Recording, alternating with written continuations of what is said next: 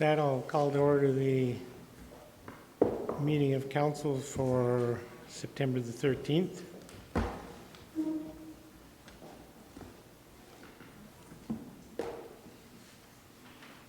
Does administration have a report on the matter before we go into the motion? Pardon me? Oh, agenda approval. Yeah. Are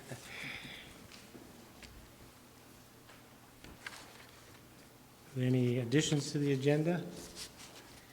In case I move the agenda be approved as presented. Those in favor? Opposed? And I suppose I missed the public question period again before the agenda. So, Mr. Ken, do you have a question related to the agenda? Mr. Mayor, I am very sorry now in one sentence that Could you speak? I lost a little bit. Anyway, this is not related question to this matter here, what's in front of us. It's another matter on the Three Sister development, which is more or less the same area what the previous Three Sister development was representing, what they wanted to sell, and then they bought themselves out. I was wondering if now that we're fully in and fully in progress with the process, is the town collected any money yet for all these applications work? Do we have an agreement with them what each item is going to cost? Did we reduce these items the same amount as we reduced the Three Sister companies? Or how is it going to be budgeted? Because I know it was hundreds of thousands of dollars. On the strength of that, we had to hire new staff. So I was wondering, before we go too deep into this, are the ratepayers are secured with the money what's coming? Or we know that they go by the schedule or with a special deal? Yeah. This time there is no application provided, so there is no area structure plan application before council. CAO, do you have a comment on that question? I'm going to defer to Mr. Fish.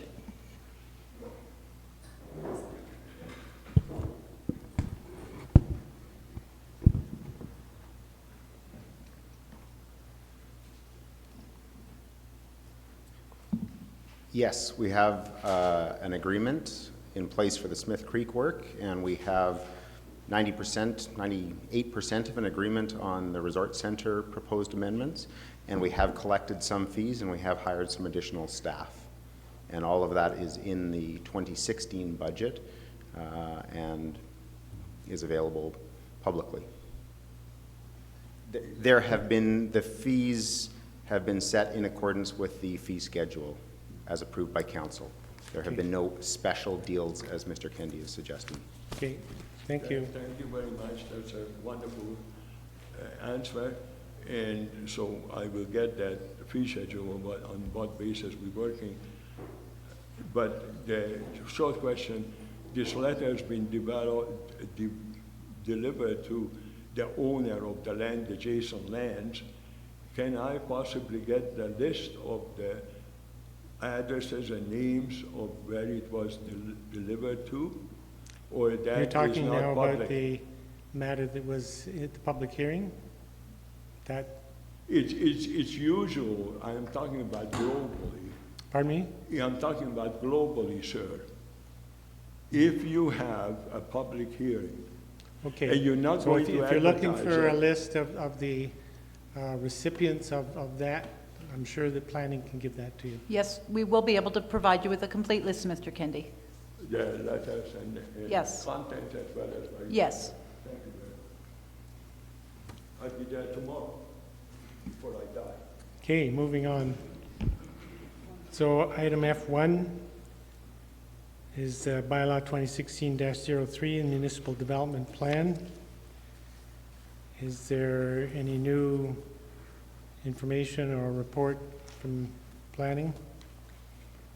No, as mentioned in the staff report, council motioned to put the MDP on postponement, and so our staff report and the municipal development plan is being presented the same as what was presented on August 16th. Just if there are any new or additional questions from members of council, of administration before the motion comes back, this would be a good time to ask it. Councillor Krausert? Your Worship. Yeah, I do have one question, and it's around section 18.2.7 through .9 on conceptual schemes. And this is where the town may require the preparation and approval by council of a detailed conceptual scheme concurrent with the consideration of an application for land use amendment or subdivision. I received some questions about asking for a conceptual scheme at land use amendment, and I had let you know that I was going to be asking that question today so that you'd be prepared to answer it. I'm wondering, does the MGA allow a conceptual scheme at land use amendment as opposed to at subdivision? So the idea of a concept plan is presented in the subdivision and development regulation. It's not mentioned in the MGA at all. There is no prohibition through the MGA of what cannot be asked for at any application. The details of what comes forward in a land use bylaw amendment application is at the control of council through its land use bylaw. Currently, it's not a requirement in the land use bylaw, but we will be going forward with our land use bylaw amendment, and we can put that forward. So there's no prohibition, but the subdivision and development regulation does refer to concept plans as a subdivision application. So we, unlike some municipalities, we'll often deal with land use and subdivision separately. And so is there a potential that the applicant can be asked twice? So it's extra cost then? Twice to prepare a concept plan? Yeah. So a concept plan is then approved by council. Okay. So it would come forward. So for example, if an applicant came forward with just a land use bylaw amendment application, that's typically when something like a concept plan can be useful to see what the proposed subdivision layout is for that lot, as well as, or a very general concept for subdivision, as well as how it relates to the surrounding lands, which is the most important part about a concept plan. And once it's approved by council, that concept plan would be approved by council, so you'd refer to that approved plan for any further applications. So what I'm hearing is that there's a different level of detail depending on the application. So when you get to subdivision, that's when you're really detailed. And then you said the earlier one could be asked for depending, I mean, if there's an ASP too, doesn't that also contain a lot of that information? It may. So the content of these applications may vary. So I do have some illustrations to present to you different levels of information. The idea of a concept plan, though, is that a land use and subdivision application deals with a specific site. A concept plan goes beyond just that site, and it looks at it in context of the surrounding area as well. Okay. So I'll give you an example. And so at an area structure plan phase, we have different levels of information that are contained in area structure plans. So for example, in Spring Creek, this is an example of their land use concept. So in their area structure plan, it is quite detailed.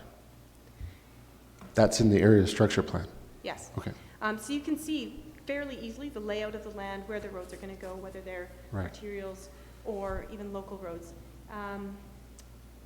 So with that level of detail, it would be very unlikely that at a subdivision or land use stage, they would be asked for a concept plan because that level of detail is in the ASP.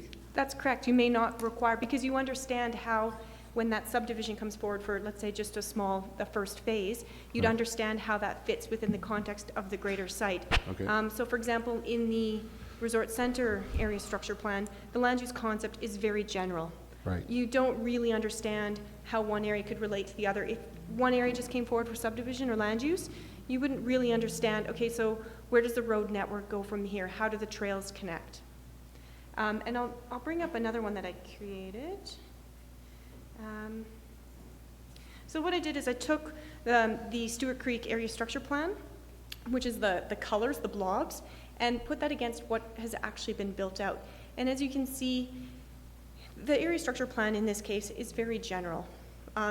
When you look at that, you wouldn't exactly get the idea of what the full build-out of the Stewart Creek area would look like in the future. And if one phase came forward, you wouldn't really understand how it connects to the other areas. So what a concept plan can do is put that one single site into the larger picture, so you Okay. understand how things connect. Okay. Great. Thank you. Councillor Russell. Thank you, Worship. I'm looking at page 7 of the report. I'm working out of it's to deal with the wildlife corridors and habitat patches, and specifically dealing with the Cross Z issue. As I read this, I just want you to catch me if I'm wrong, because I'm having some understanding. There was an environmental screening report prepared and approved by the town. Subsequent to that, BC Ag was formed, the guidelines were created and updated in 2012, and then all of a sudden in 2012, the habitat patch was changed. Jumping ahead to 2016, where any existing development within the habitat patch is allowed to continue, but expansion is discouraged. If the town does encourage expansion, EIS must be prepared. Now, in the past few years, the Cross Sea submitted an application for a zip line, and an EIS was required to be prepared. Was that EIS ever done? It was done. Okay, and what happened with it? The zip line, the development proposal never went forward. Okay, but it was done. Thank you. Yeah.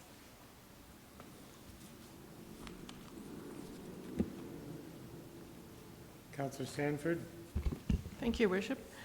Thank you, Ms. Wojtenko. I had a question for you about the referral area, 17.3.3. And we have been communicating about this. I just wanted to clarify that. The town will communicate with adjacent jurisdictions to refer land use and development applications in close proximity to the town's municipal boundary. And is it okay to suggest to review the applications for the town? To reword it just so that the town is going to review those applications? So can you just explain the referral area? Yeah, so the referral area refers to both what we circulate to other municipalities and what other municipalities circulate to us. So it's not just the town reviewing other plans or other people reviewing our plans. So the referral area, that policy is really speaking to what is that area? Is it the whole town of Canmore will refer to the MD of Bighorn? Is it the entire MD of Bighorn that we want them to refer applications to us? So it's really speaking to the referral area is those areas that are in close proximity to the municipal boundary. And so, yes, we will review those, but it's speaking to how we refer those plans or development proposals. Okay, so if it's amended slightly to include for review, that would be still in keeping with the intent of that? Yes, yeah. Okay, because I wasn't quite sure what referral meant, but it means that you want to review things that are on our municipal boundaries. Well, we want them to be referred and reviewed. Okay. Yeah, not just reviewed, but we want those other municipalities to actually refer us those development proposals which are in that close proximity. If we choose to not review it, we could choose to not review it, but we at least want to be referred those proposals. Okay, good. Thank you. Are there other questions at this time from council? Seeing none, thanks very much. At this point then, I will put forward a motion to put motion 241-2016, which is the motion to give third reading to bylaw 2016-03. The motion now is to put that back on the table. Is there a discussion on that motion? See none? Just the motion to retable the previous motion. Those in favor? Opposed? Did you vote? Let's try again. Those in favor? Opposed? Motion's carried unanimously. So motion 241-2016 is back on the table. That is that the council give third reading to bylaw 2016-03 of the Town of Canmore Municipal Development Plan.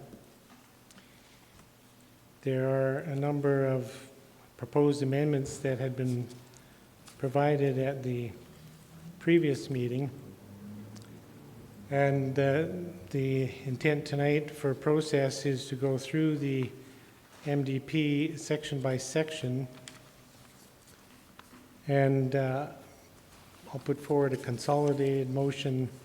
If there's a number of proposed amendments in a section, I'll put forward a consolidated motion to accept all of those amendments, unless there's any of the specific amendments that a member of council prefers to discuss separately, in which case those can be removed from the consolidated motion. Everybody understand that process? Okay, and then once we've done that in each section, then there will be an opportunity for councillors to provide new amending motions for that section. And we'll work our way through the process in that way. Councillor McCallum, did you have a question? I was going to ask the process on, but thank you.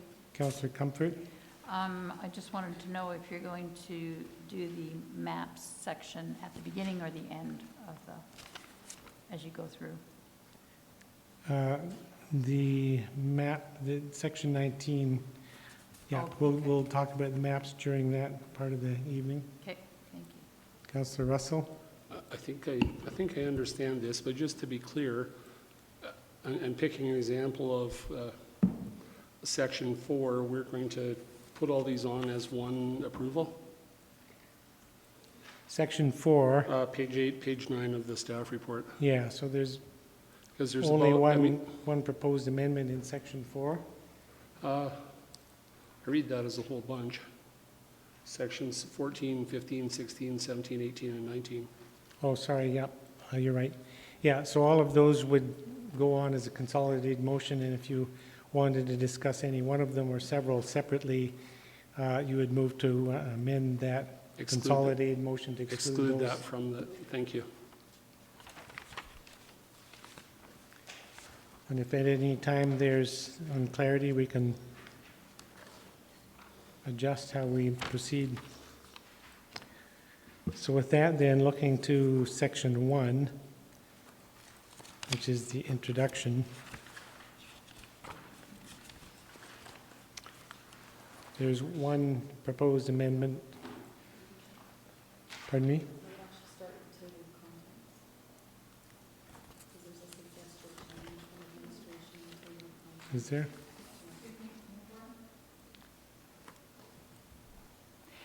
The first proposed amendment actually doesn't have a number. It's just that council accept all copy edits proposed by administration. If you could make that first, then that would include those ones that are in the table of contents, et cetera.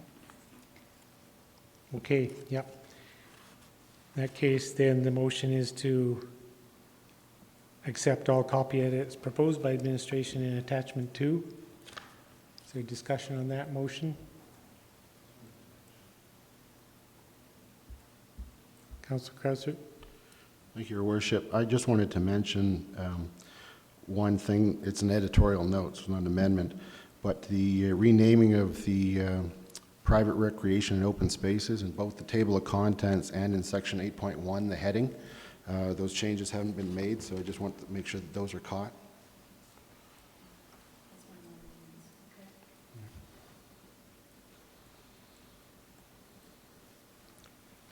Okay. Okay, to that motion then, those in favor? Opposed? Motion's carried unanimously. Now, looking to section 1. The introduction. There's one proposed amendment, which is simply to remove the word clear from section 1.5.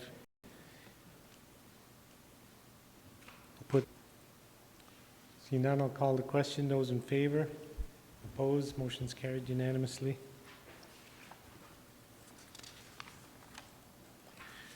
In section 2, there's a number of proposed amendments. I'll move that council accept all of the amendments except the 7th, number 7, and consider that separately, which is to remove the word contiguous from section 2.3.8. So then the motion is to accept all of the other amendments recommended for section 2. Councillor Russell? I apologize, I'm just trying to scramble this out. I'm looking at section 2.13. Shoot, lost my note on that one. Number 5. Can we pull number 5 out of there, please? Okay, so that's accept that as a friendly amendment. So then the motion is to accept all of the recommendations for section 2 except for number 5 and number 7. Further discussion on that? Seeing none, I'll call the question. Those in favor? Opposed? Motion's carried unanimously.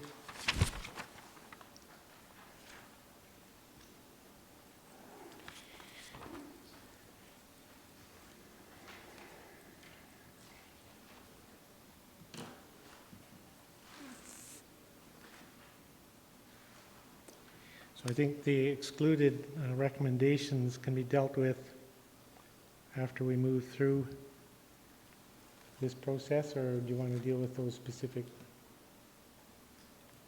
recommendations at this time? I would suggest that at this time, just to keep some continuity. In which case, Councillor Russell. Okay, thank you, Your Worship. With section 2.1.3, I'm not sure why we're removing protection of wildlife corridors by the province. It's wildlife management is traditionally their job, and I don't know why we would cut that out of our plan. I prefer to see that in there as opposed to removed. I don't see any value to it. As I think about the process, there should be a motion that we can discuss. So the motion would be to remove the words by the province from the section. Put the words by the province back in. So the motion is on the table then. I mean, they're in there now, so you don't need a motion to leave them in. Okay, they're asking to remove. So the motion would be in the possibility that councillors want to support that proposed amendment. Then the motion would be to remove the words by the province from section 2.1.3. And then speaking to that motion, which you've just done, I don't support the motion for the reasons you've stated. Is there other discussion on that motion?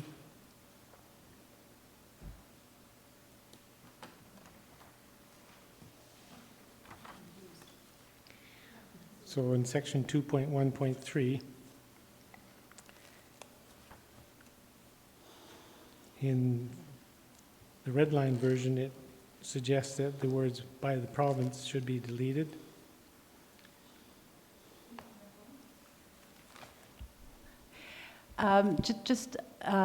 Hopefully this is helpful. It would, if you could put the motion on the table, because I don't think the motion itself is on the table yet.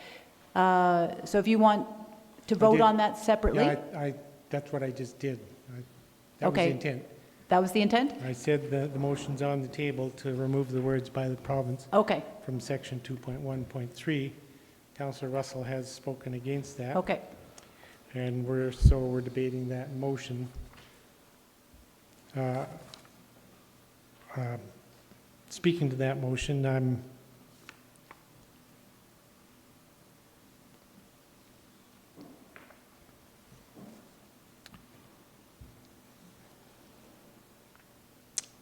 I'm comfortable either way, to be honest. Remove the words by the province. That's just stating the fact that the wildlife corridors are approved by the province. Councillor Krausert?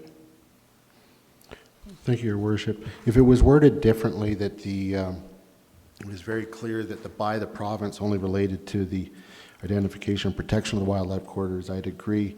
But the way it reads, and I think the reason it may be the reason it came out, is that really that section is about, we're dealing about the area to be determined, and it's going to be determined through an area structure plan process, and you wouldn't want the by the province to refer to that.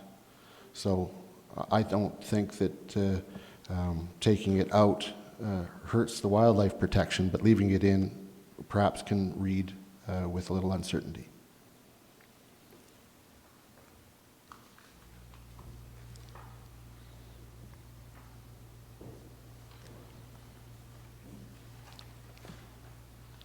Councillor Russell? In the absence of everything else to close, Your Worship. Pardon me? In the absence of further discussion, just to close that thought, if you go back and read the identification and protection of wildlife corridors by the province, nobody else, province identifies corridors, we don't, but let's spell it out clear.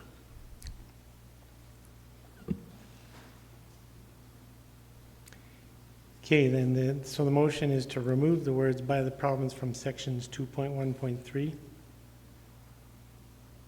Those in favor of removing those words? Opposed? Motion is defeated with Councillor Krausert and McCallum in support.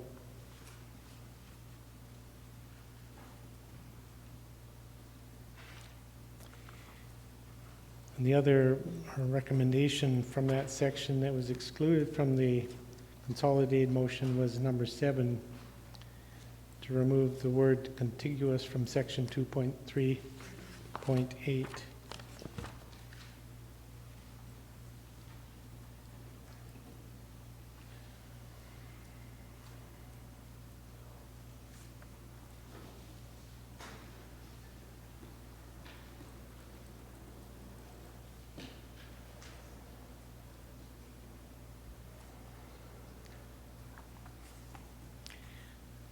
Before considering that or putting that forward as a motion, I have a different motion to put forward related to the same section.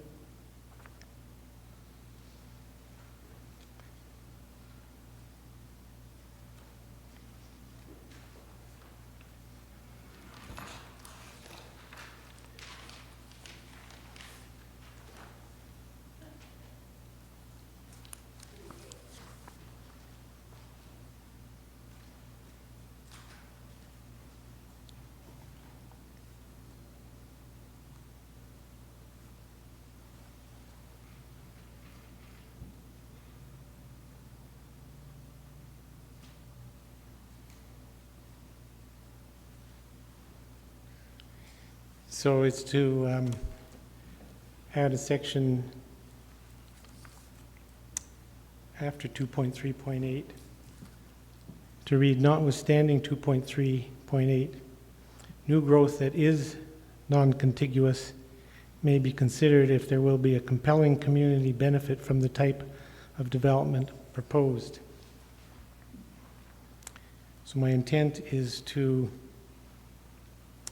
leave the word contiguous in 2.3.8, because in general terms,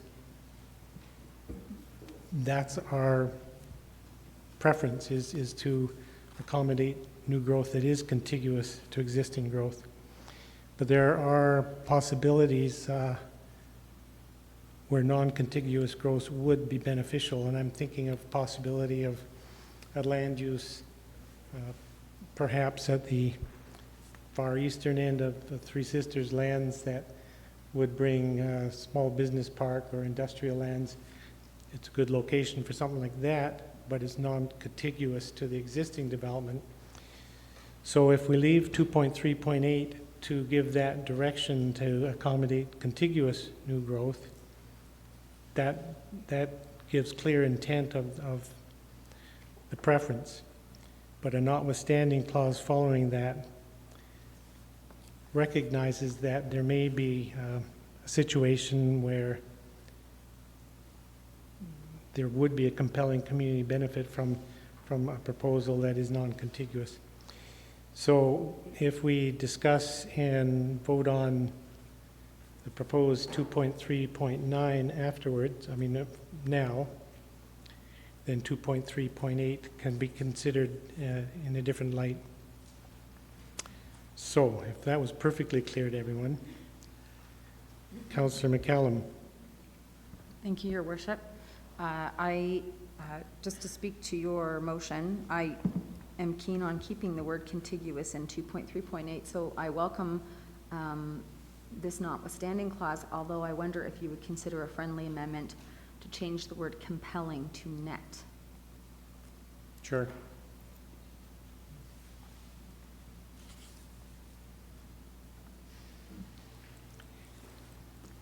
So the motion then is add a new section 2.3.9, notwithstanding 2.3.8, new growth that is non-contiguous may be considered if there will be a net community benefit from the development proposed. Is there other discussion on that motion?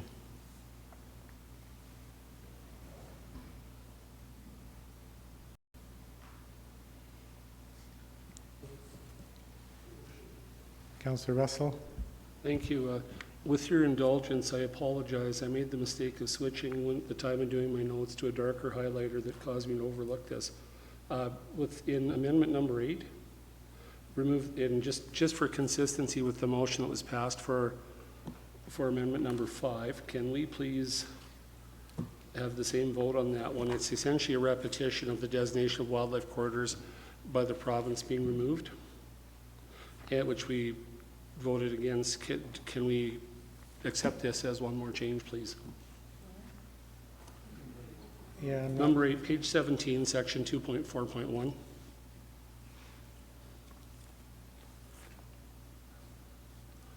I have subsequently destroyed the purple highlighter. Is that, can we wait for that until we're finished this discussion around 2.3.8? Oh, I'm sorry, my apologies. I thought we were finished 2.3.8. So we've approved a new clause, the notwithstanding clause. So then on the proposed amendment to remove the word contiguous from 2.3.8, which I'll move that amendment, given the approval of the notwithstanding clause, I won't support the proposal to remove contiguous. I prefer to see contiguous left in that section 2.3.8. Is there other discussion on the motion then to remove contiguous from 2.3.8? Seeing none, I'll call the question. Those in favor, the motion is to remove. So if you want to leave it in, vote against. So those in favor of removing contiguous? Those opposed? Motion's carried unanimously. Defeated unanimously. Yeah, it's going to be a long evening.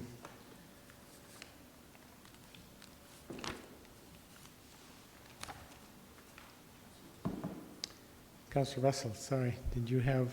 Just a repetition of my confusion in your first part there on 2.4.1. If we could vote on that one, please, just to achieve consistency with section 5, with amendment 5 and section amendment 8. Give me a chance to catch up with you. It's right behind. It's amendment number 8, page 17, or listed under page 17, right below the contiguous situation.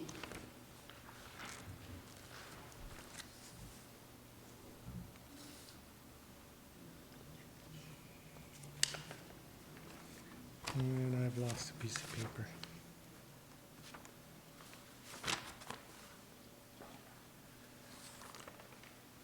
Too many pieces of paper here. There it is. Page 8 of the staff report. Okay. Sorry then, which section were you talking about? It's under, it's towards just above the middle of the page, page 17, amendment number 8, that states remove the words by the province from section 2.4.1. Okay, so you want to reconsider that? Yes, please. So we've approved the amendment, so we need a rescinding motion on that.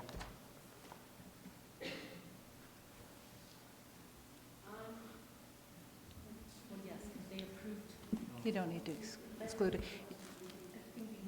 You can just, excuse me, Mayor Borman, you could just vote to consider item 8 as a separate motion. Vote to consider item 8, put item 8 on the floor, that's fine. Okay.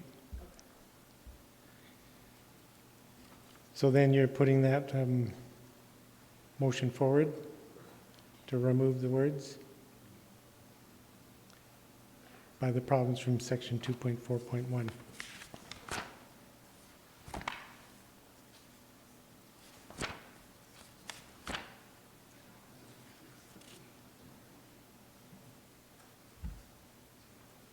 This one, we voted on that. No, we haven't voted on that. Okay.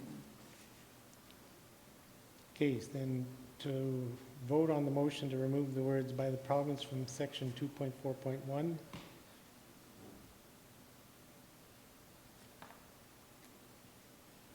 Those in favor? Opposed?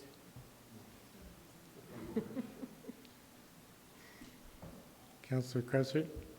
So what I understand is that whereas the motion that's going on is to remove it, in fact, what Councillor Russell wants to do is oppose that motion to remove it, which is then consistent with the earlier motion, so, correct? And I'm sorry, I understood what you put on the table is that we would reconsider that motion, not that we were voting for or against it.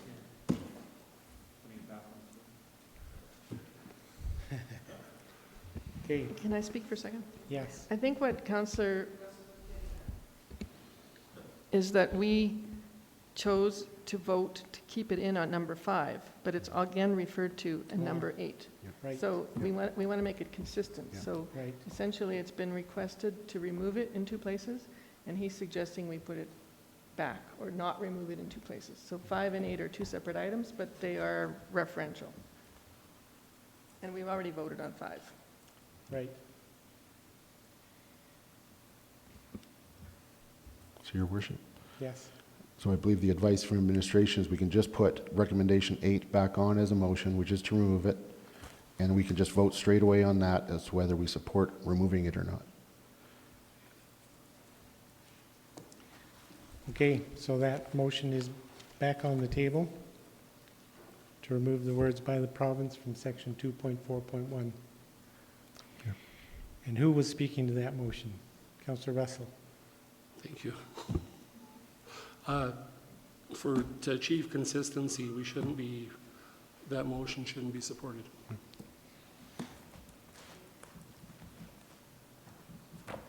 Further discussion on the motion? Those in favor? Are those against?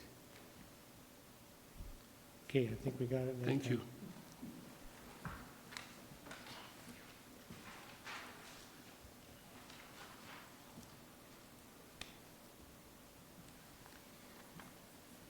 Whew.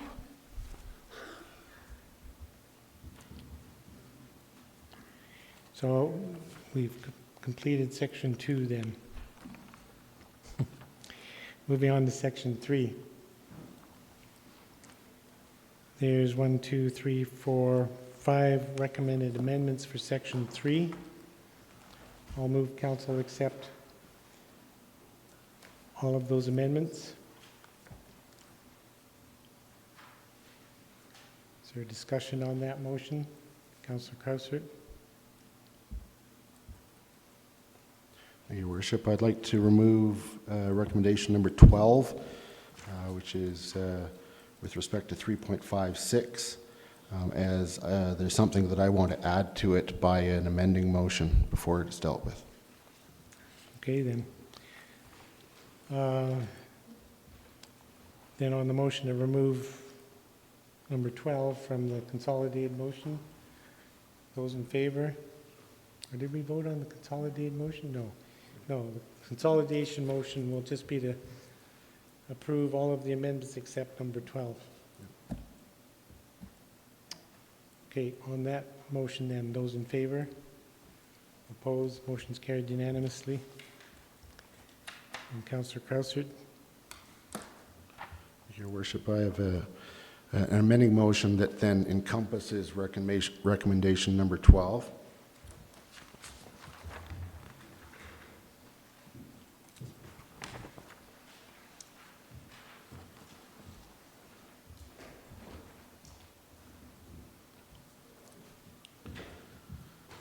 So section 3.5.6 deals with costs and mitigation potentially being shared or cost sharing and other funding mechanisms will be explored and considered.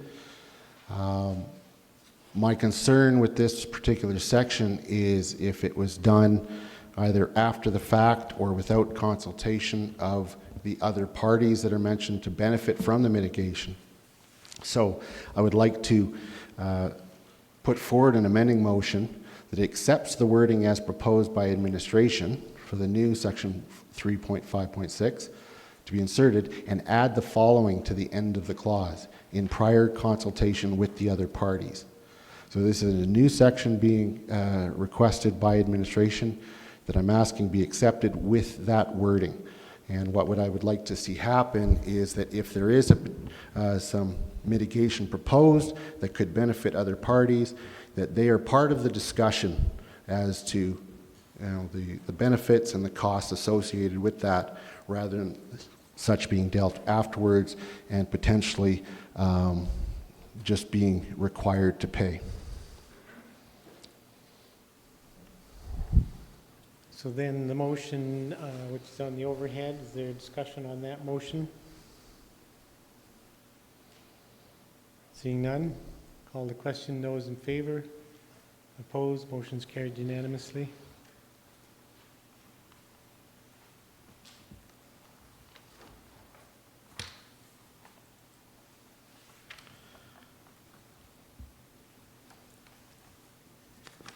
Moving on then to section 4. Just a question on the proceedings, Your Yep. Worship. Will we be, as we go section by section, once we've now dealt with the administration ones, is it open to put on the table our own amendments at this time before moving to section 4? Preference is to move through the amendments proposed and then go back. Okay, so we'll go through all of this with the administration, then we'll go back section by section. Yes. Okay, thank you.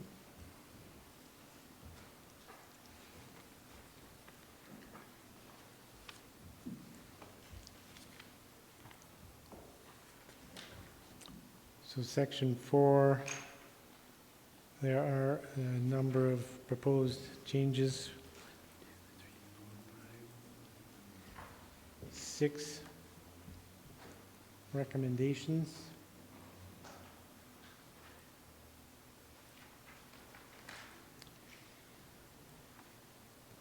I'll move that council accept all the proposed amendments in section 4.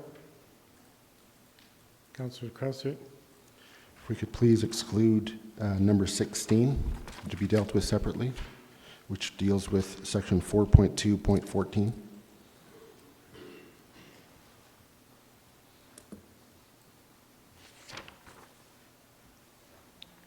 Any other exclusions?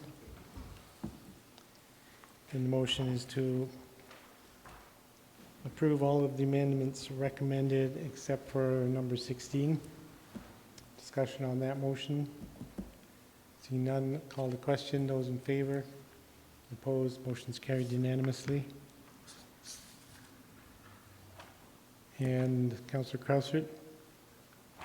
Thank you, Your Worship. I'd like to put forward an amending motion with respect to section 4.2.14.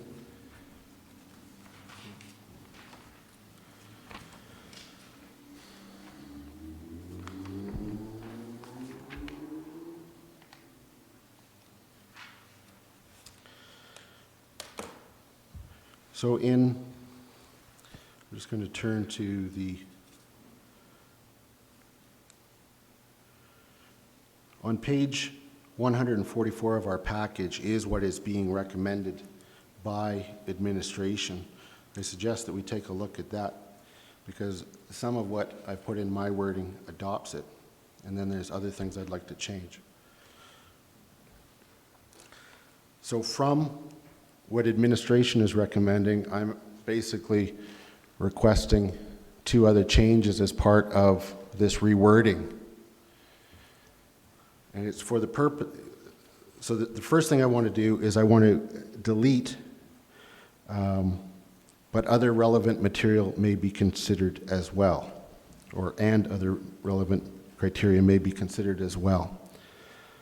The second element is adding on at the end on wildlife corridors, habitat patches, or otherwise.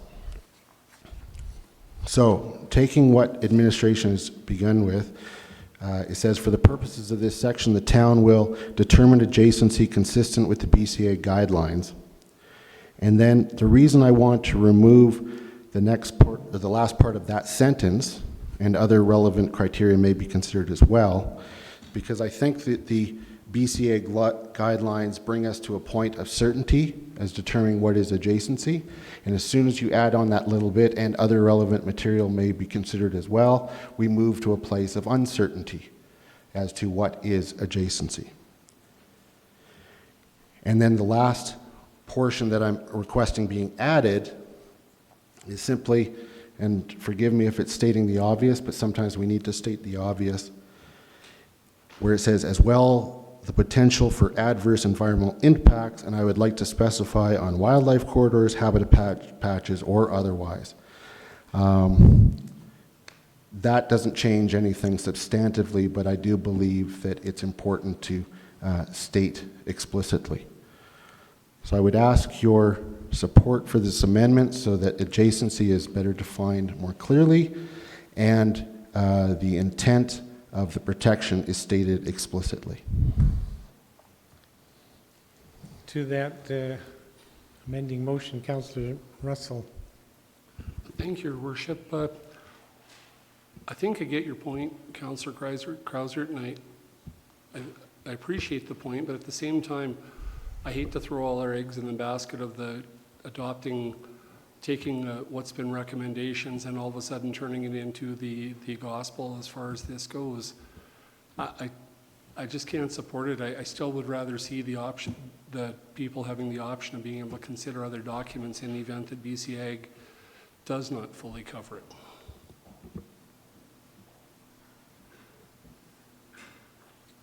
Councillor McCallum. So I have two questions. Would you be averse to splitting the motion? I'm fine if they're split. And then my next question is, when you say as well as potential adverse environmental impacts on wildlife corridors, habitat patches, or otherwise, what does otherwise define? All encompassing. Actually, my mic's not on. Oh, sorry. I don't know why I'm apologizing. What does otherwise mean? It's all encompassing. Environmental impacts on wildlife corridors, habitat patches, or otherwise. So my mic wasn't on in answer to the first question. I am fine with these being split into two separate motions, dealing with the first change first and then the part at the end second. Okay, so where's the split? The first one, everything up at the very top is what is already recommended by administration. So I would just take that as part of the first one. And the excluding the other relevant criteria may be considered as well. I would say that that's the first motion, is to accept the change as proposed by administration at the top and to remove the wording I'm suggesting. Yeah. Yeah. Okay. Councillor Comfort. Yep, just following up on otherwise, and you said that was all encompassing? Is that what you? Oh, okay. Sure. Yeah, the first part of the motion then, or the first motion.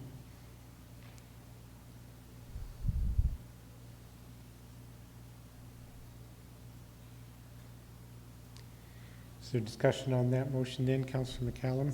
Still have more questions. So when you're proposing removing but other relevant criteria may be considered as well, do you feel that that term is being replaced by on wildlife corridors, habitat patches, or otherwise? No. Okay.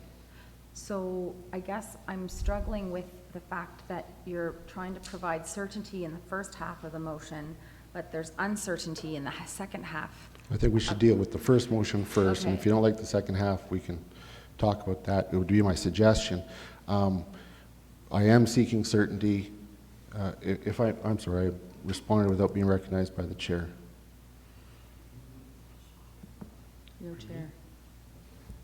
May I respond to that? Yes. Yeah, so I am seeking certainty that it goes to try to define adjacency.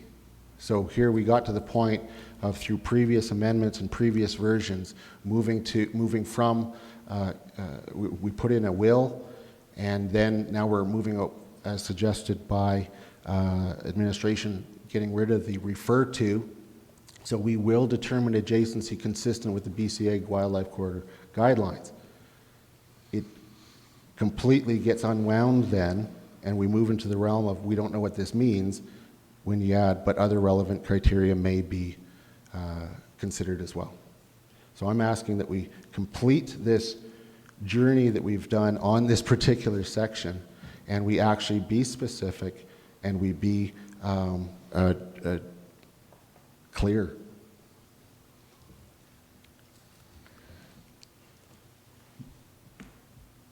So, question through the chair to the clerk. When we vote on the first section, if we vote against the amendment proposed by Councillor Krausert in the first section, are we also voting against the administrative change that's being recommended?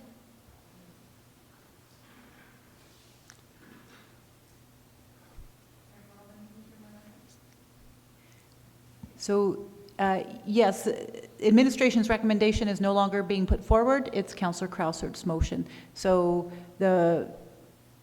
yes, you would have to make your own amendment following that to insert administration's suggested wording if you wanted to. Although if this motion was defeated, then the original intent could be put back on the table. Yes, it could be put back on the table, but this motion is being put on in its stead. Yeah, it has to be defeated if you want to have the original motion considered, or the original intent. Okay.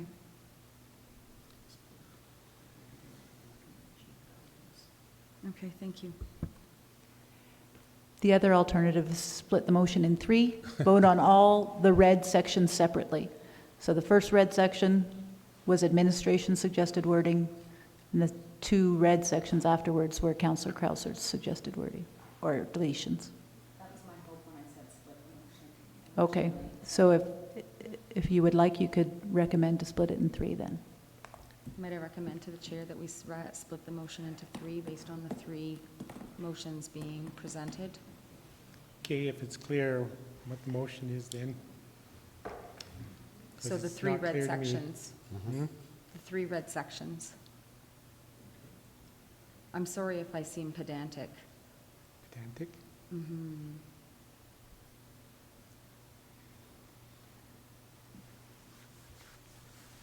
Okay, so the first motion then is to delete, refer to, and just leave determine adjacency consistent with. Is there discussion on that motion? Councillor Krausert. Thank you, Your Worship. I would support this rewording.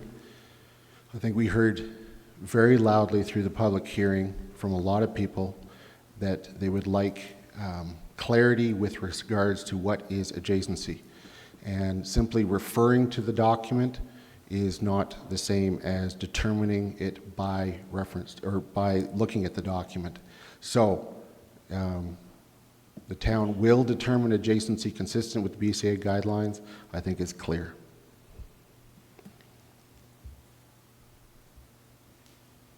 So if there's no further discussion on this first motion, everybody understands what the motion is. We'll call the question. Those in favor? Opposed? Motion's carried with Councillor Russell opposed. Then there's another motion to remove all of those words in red. Is that correct?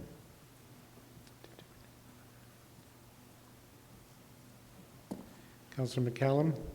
Thank you, Your Worship. So I'll not be able to vote in favor of removing those words in red. Although I see Councillor Krausert's perspective, My concern is,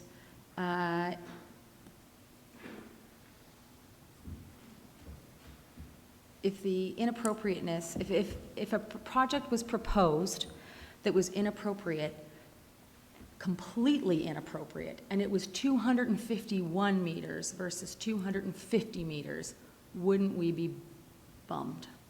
So I think I would prefer to leave that in to give the council of the day that needs to consider this policy the flexibility.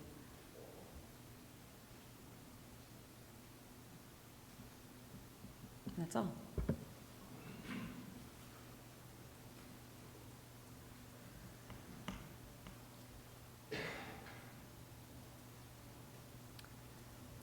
Councillor Crowther, Just to close, so if there are other any other actually comments. Councillor Russell. Thank you, Your Worship. I have to follow up with Councillor McCallum on this. You can't just lock yourself down into the one-size-fits-all definition. You need to have that latitude, so I can't support that either.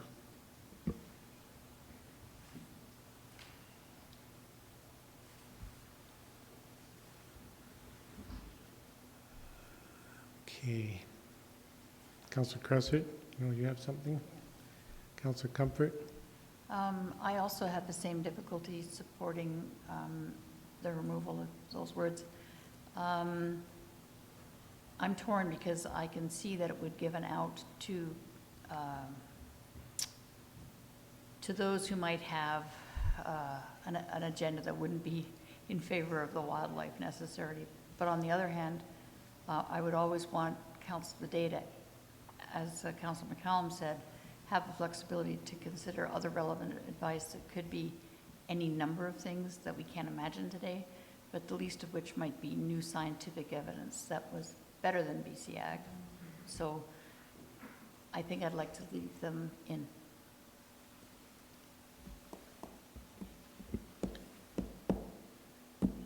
Further discussion? Councillor Crowther? Thank you, Your Worship. So to close, so what if it was 251?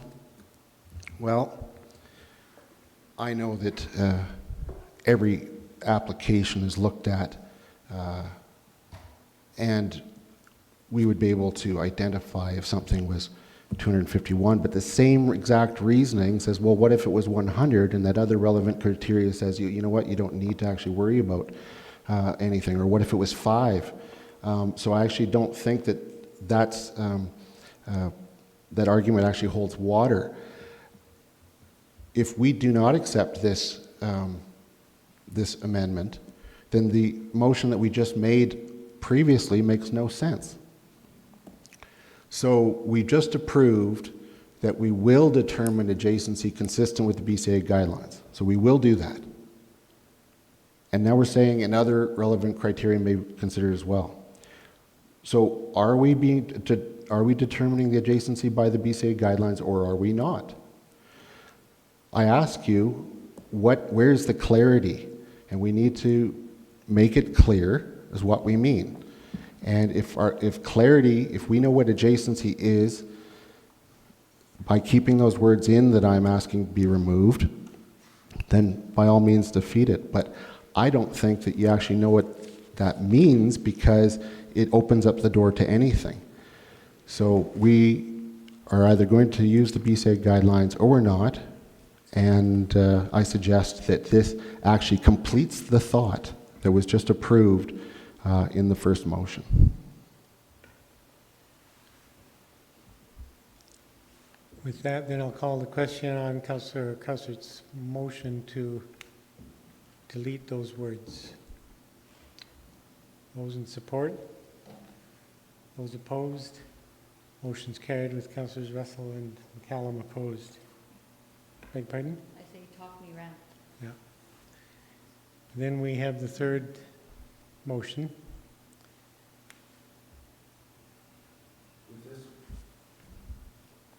With this one, just to refresh your memories, I'm thinking that we need to be explicit on what we're talking about adverse, or what we're wanting to protect with regards to the adverse environmental impacts.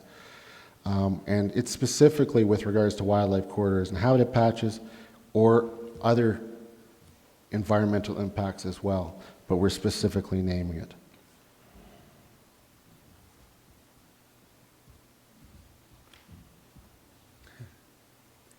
Councillor Sanford? Your Worship. I would support your motion, but I would like to propose a friendly amendment to remove or otherwise, because that's vague, open-ended. In this motion, we're talking about wildlife corridors and habitat patches. I think if we removed or otherwise and added wildlife corridors and habitat patches, that would cover what we're referring to in this. So I'm open to that friendly suggestion. Might I suggest then that just for better prose, if we went for adverse environmental impacts, comma, especially on wildlife corridors and habitat patches.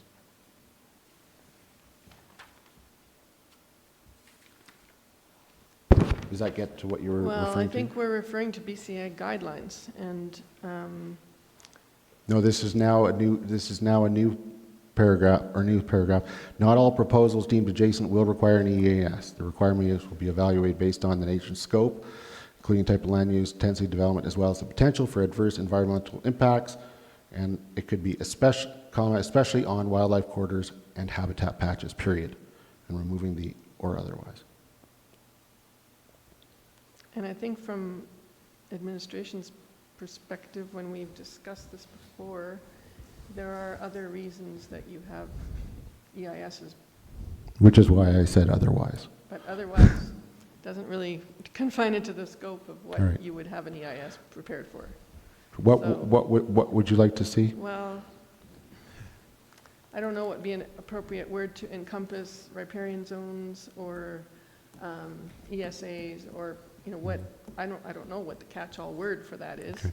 So I don't think that this is the sort of thing that we need to spend a lot of time on. So I will make the friendly amendment, especially on wildlife corridors and habitat patches, period. Therefore, it allows all environmental impacts, but it's putting particular emphasis on those two. I won't have anything to add in closing. Councillor Comfort? Could we not just say, as well as the potential for adverse environmental impacts, period? That would be the effect. So she gets a friendly amendment, I don't.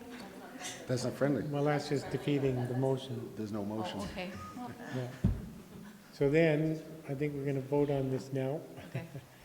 Motion to add on wildlife corridors and habitat patches. Especially. No, not especially, just, Yep, or did you add in especially? yep. Yes, he did.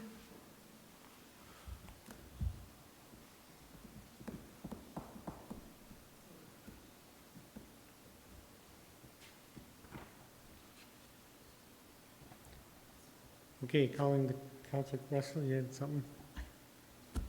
Yeah, thank you.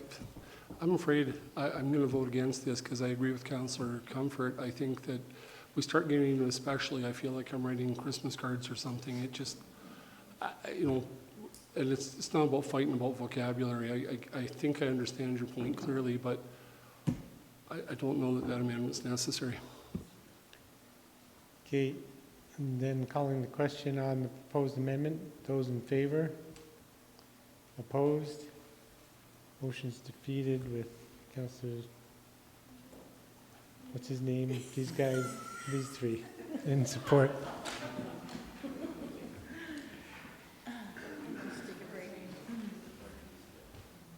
Yeah. So that's finished section 7.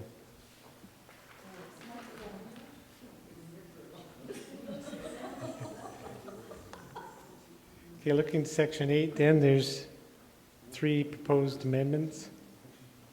Pardon me?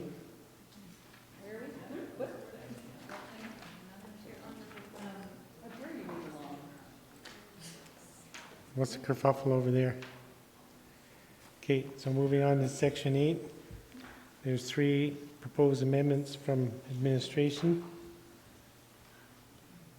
I'll move the council accept all three amendments. Unless somebody cares to ask for an exclusion. They're all on page 46.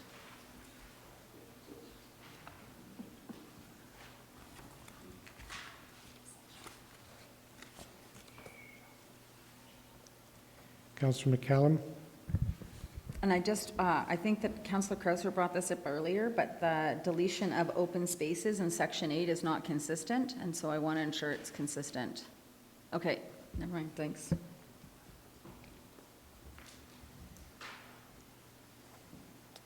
So, three proposed amendments on the table. Is there discussion about the motion? Seeing none, I'll call the question. Those in favor? Opposed? Motion's carried unanimously.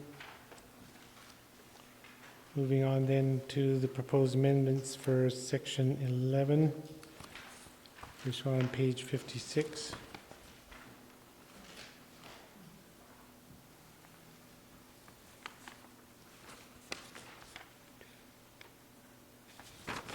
There's 5 proposed amendments.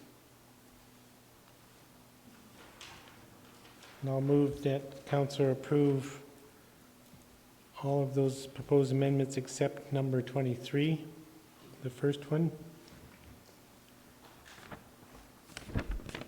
Councillor Russell.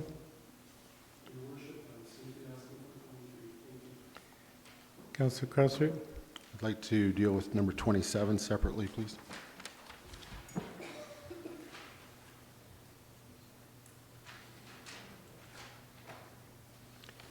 Councillor Comfort. I'd like to deal with number 25 separately, please.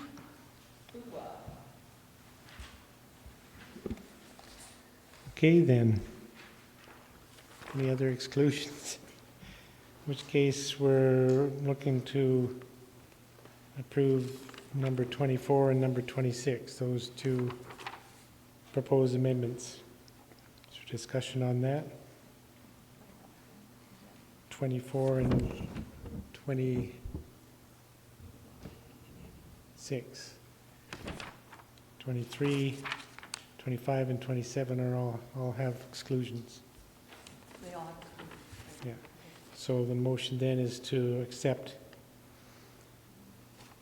recommendation number 24 and number 26 in section 11. Everybody's good with that? Got that firm? Is there discussion on the motion? Seeing none, I'll call the question. Those in favor? Opposed? Motion's carried unanimously.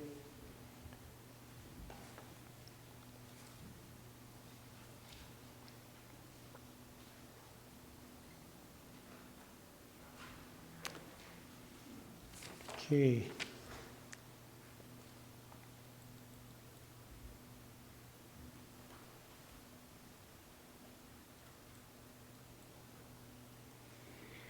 So the suggestion in number 23,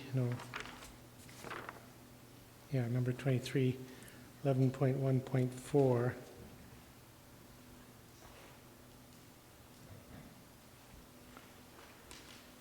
I would move to delete that entire section.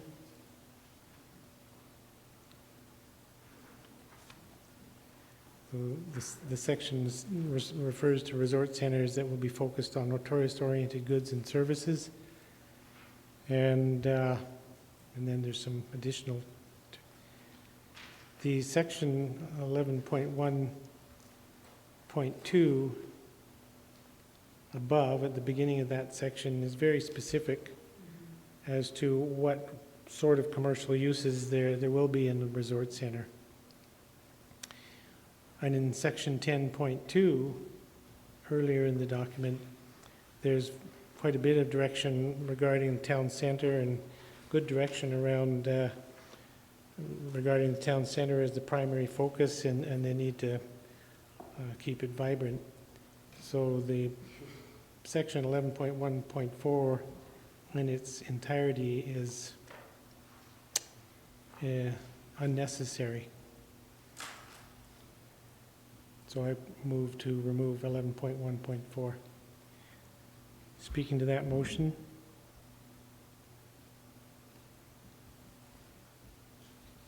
Seeing no discussion, I'll call the question. Those in favor? Opposed? Motion's carried unanimously.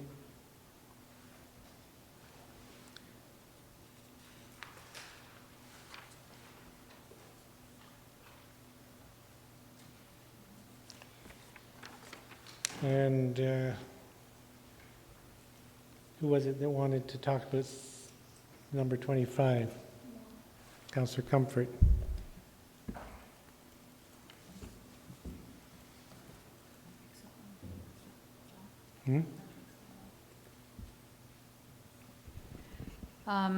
Yes, I'd like to oppose this amendment. I feel that the existing wording, give me just a sec.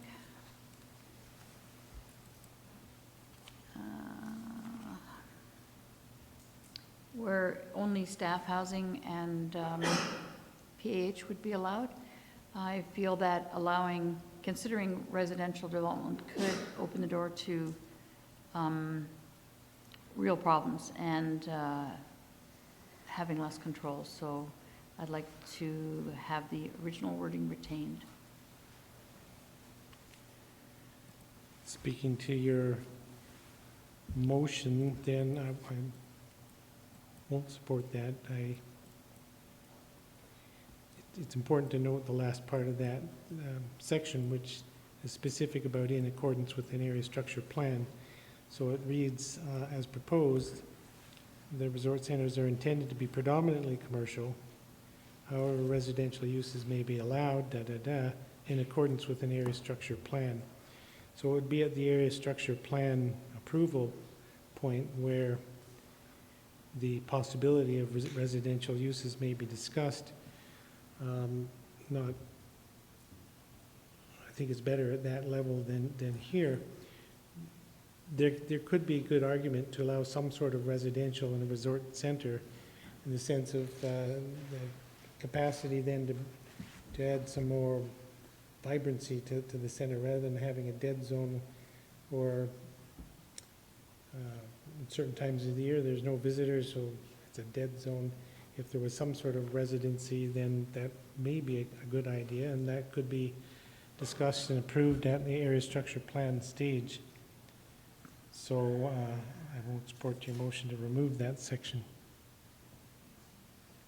Councillor McCallum.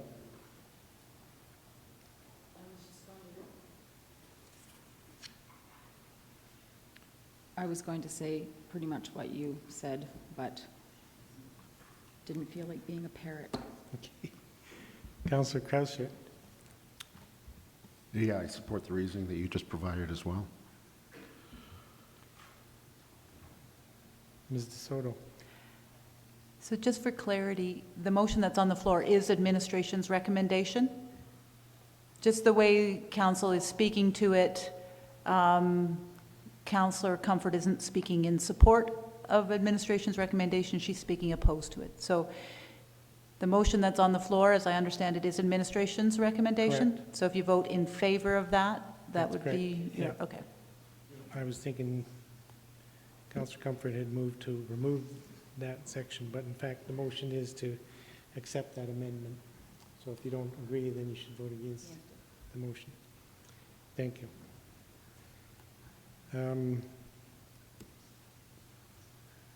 So then voting to accept that proposal, section 11.1.7, as recommended. If there's no further discussion, I'll call the question. Those in favor? Opposed? Motion's carried with Councillor Comfort in opposition.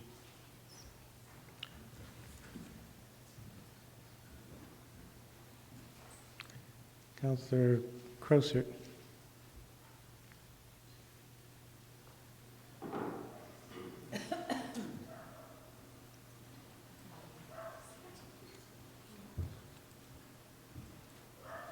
This is with regards to recommendation number 27. Basically, I'm accepting the wording as proposed by administration in their recommendation, but I would like to replace walking distance with accessibility, so that there is, it's a requirement that their visitor and resort accommodation development shall provide employee housing units within the resort or within reasonable accessibility of the resort. I felt that walking distance was too limiting, and there may be some, with local transit coming in, some excellent opportunities for utilizing employee housing in various parts of the town, and there would be reasonable accessibility through the transit or closer with walking, etc. So I think that this provides more opportunities, and I don't think that we should be limiting on the employee housing that we would like to invite into the community. I'll support your motion. I agree that we shouldn't be that prohibitive, and given the fact that we're starting local transit in a couple of months, that's one of the whole points of local transit, is to allow for easier movement around the larger town site. So I'll support your motion. Councillor McCallum. I'll support your motion too. If you actually read in the ASPs for the resort centers on both sides of the valley, they do speak to either shuttle or transit accommodation. So, Is further discussion on Councillor Krauser's motion?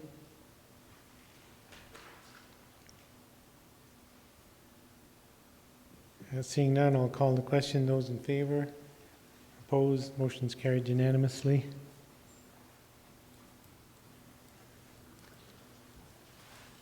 Looking then to section 13. There's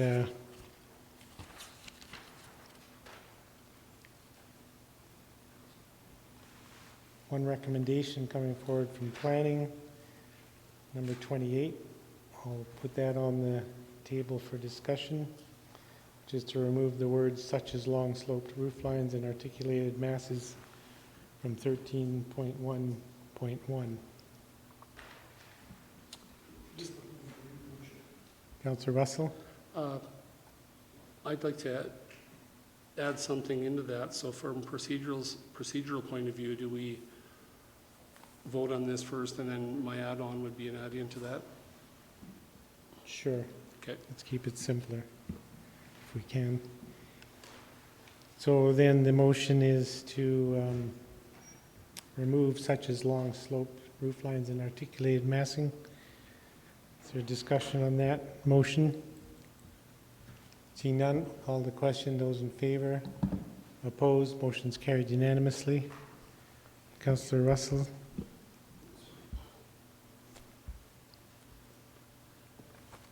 Yeah, I would propose that with all the other characteristics stuff we've spelled out, the one thing that is missing is there's no reference to parking standards. And perhaps just even a simple reference that we're going to have parking standards rather than leaving it out. I would like to see parking standards added into that one.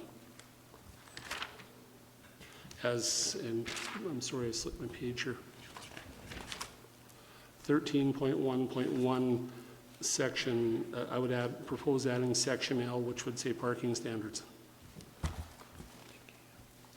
Section L? Yeah.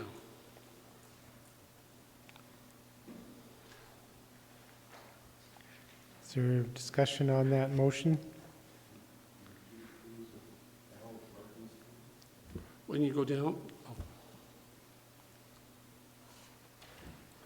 in response to Councillor Krauser, we've gone down bikeable neighborhoods, the key views, and at section K in the existing is a comfortable pedestrian environment, and section L, I'm looking to add in section L with parking standards so that we don't overlook providing parking.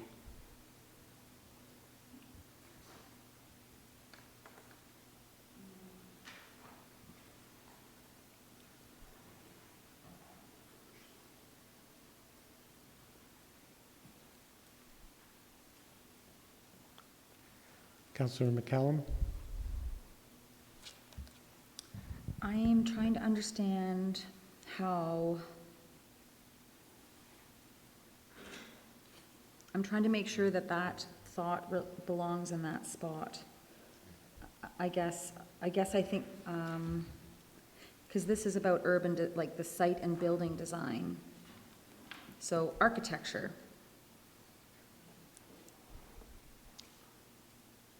I'm just wondering if there's a better spot for that to go. Councillor Russell. Urban design, historic resources.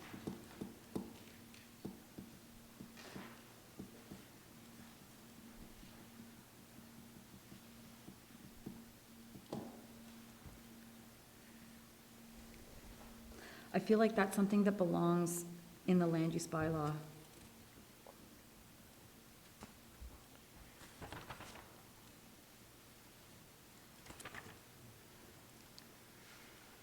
Yeah.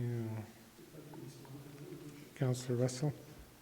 Then possibly, next stage down at section 13.1.3, where we're on to commercial nodes, transit stops, driveway access, separation of vehicles.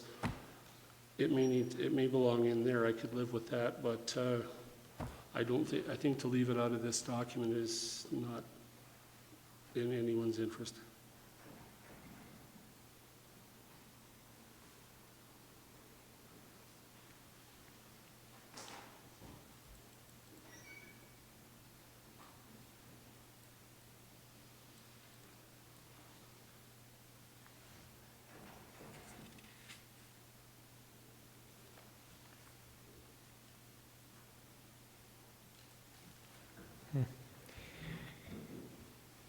I think we all support the intent and just struggling with whether that makes sense in that, well, either of those sections. Pardon me? Sure. Sure, so Councillor McCallum's suggestion that perhaps parking standards itself fits into the land use bylaw, so I would agree with that. But the idea of putting parking into how it fits within a design to make a good urban design definitely works. So we could work at wording, and I haven't come up with it yet, but to talk about how parking should be designed on site to make a, an aesthetic pleasing site. And that very much works. So you're suggesting there is a section in the MDP where that would fit? Yes, if you put it into an urban design context versus the land use bylaw, which really deals with the number of parking stalls, which I don't believe it's part of it, but it's how the parking is on the site. Yeah. So I would defer to Ms. Wojtanko placing it somewhere, but I see some awkwardness with the 13.1.1 as this rolls through. It may be better placed in 13.1.3 as section I. I think 13.1.1 is the place for it. I think you were right off the Defer bat. to you on that one. Yeah, with the site and the building design, yeah. I think you were right there. I can try to come up with some wording as you move through if you'd like, and I'd accept help on the wording. I can give you some suggestions in a few minutes, or perhaps after the break. okay, we can come back to that.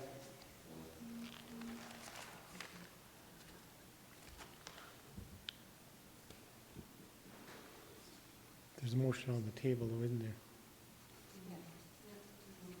Do we have to move to table the motion, or just take a few minutes here? What if you?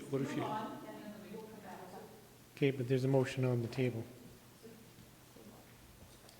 Table the motion, and that will give Ms. Wojtanko some time, and we can bring that back. All right, so moved, table that motion until such time as there's advice from planning on how to word it. Those in favor? Opposed? Motion's carried unanimously. Moving on to section 14 then. Councillor McCallum? Thank you, Your Worship. I had a question. In 13.1.1H, where administration provided us a recommendation, I was under the impression that Councillor Russell was going to provide a motion still in H. So I'm wondering, should I have a motion for H? Should I propose that now?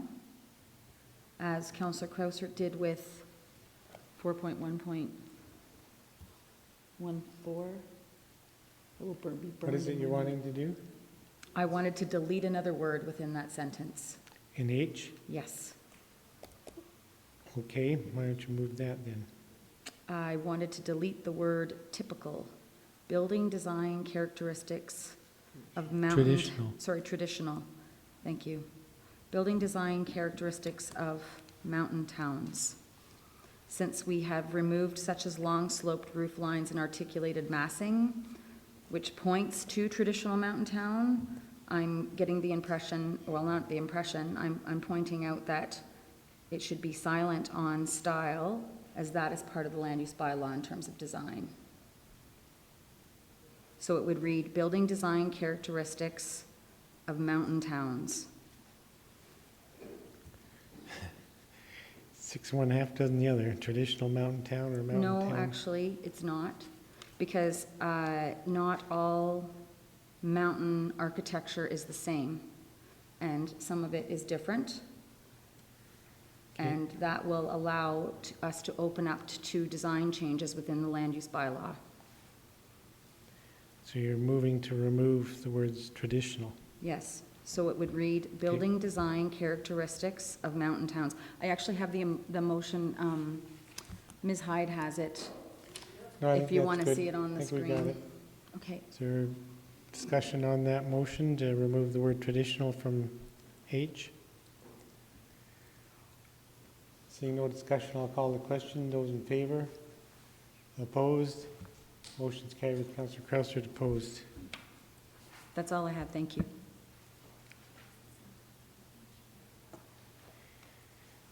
Moving on then to section 14.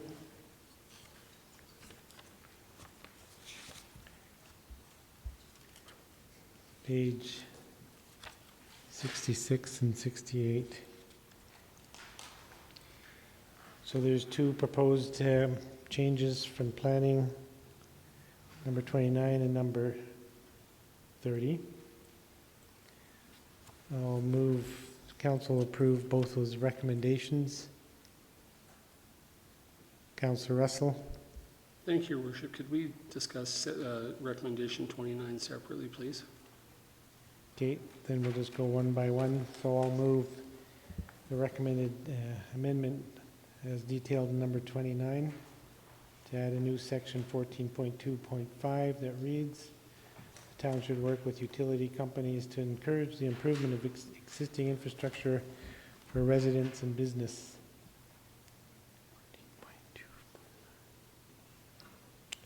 And speaking to that motion then, Councillor?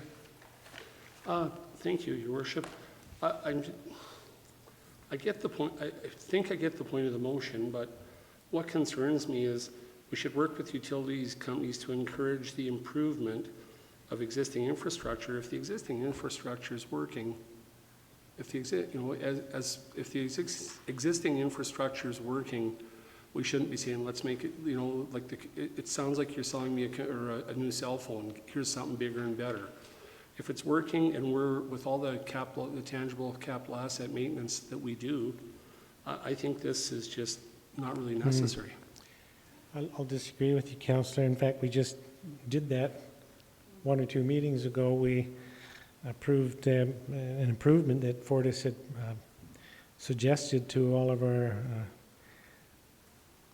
lighting standards to bring them to LED. So that was an improvement. That was an improvement suggested with some efficiencies. If we're going to if we're sitting back here, there was a benefit to that. I feel like with this amendment, we're potentially setting the utility companies out to go down and say, hey, I'll give you a bigger gas line, I'll give you a higher I'm just not comfortable with it. Okay, I mean, there's nothing to say that the utility companies would come up with something random. I mean, I think it's good direction. We should work with all of the utility companies to encourage improved infrastructure. That seems straightforward to me. Councillor McCallum? Thank you, Your Worship. I would not be able to support removal of this clause. I would put forward the example of burying power lines when infrastructure is being replaced in older neighborhoods. That's a perfect example, in addition to the improvement of our lighting standards, in which we've worked with our utility companies to improve infrastructure for our residents and businesses. In the case of downtown, we had to pay for it.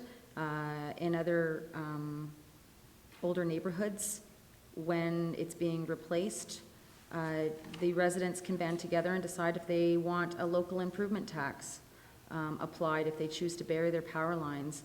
But to not consult with the energy companies or the utility companies and not at least give residents the option to decide over that seems folly. So I won't be able to support it. Further discussion on the motion then? And the motion is to add the new section, 14.2.5. To the question, those in favor? Opposed? Motion's carried with Councillor Russell in opposition. And the proposed amendment number 30, section 14.3.9, to remove the words "and considering increases consistent with inflation." So I'll move that amendment.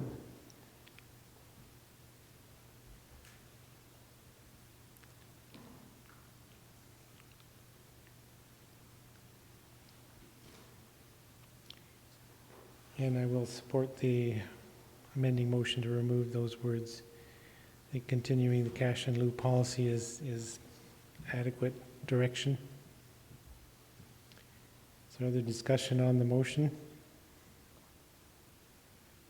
See none, call the question. Those in favor, opposed, motion's carried unanimously. Councillor Russell. Thank you, Your Worship. I have a further amendment for 14.3.9, Section A. At the end of Section A, we're promoting walking, cycling, and transit use through education incentives and high-quality infrastructure and services. I struggle with the word. I'd actually like to remove the word high quality, and not so much that we're building plywood shanties or anything else, but I think sometimes it's too easy to, if I can put it in a car analogy, it's too easy to stop from the Chevy truck and wind up with the Mercedes van. I'd just rather see us, and quality. I think high puts a little increased expectation that isn't necessarily there. Our staff work to our best interest with it, but I don't think we need to be saying we can't settle for the bargain brand as opposed to something that's top end.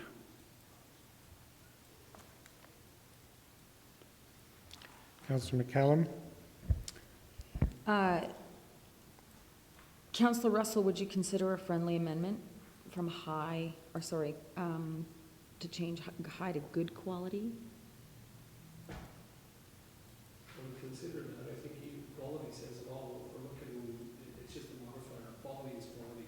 Okay, so not a friendly amendment? No, I prefer to just let it fly. That's okay. Your motion is to remove the words The word's high. The word high. just high. Just high. Don't get it.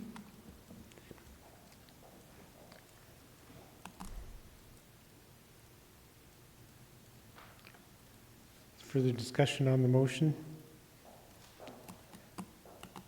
See none, I'll call the question. Those in favor? Opposed? Those in favor? Opposed? Motion's carried unanimously. How are we doing out there with the tabled motion? Nope. Okay, moving on to section 18.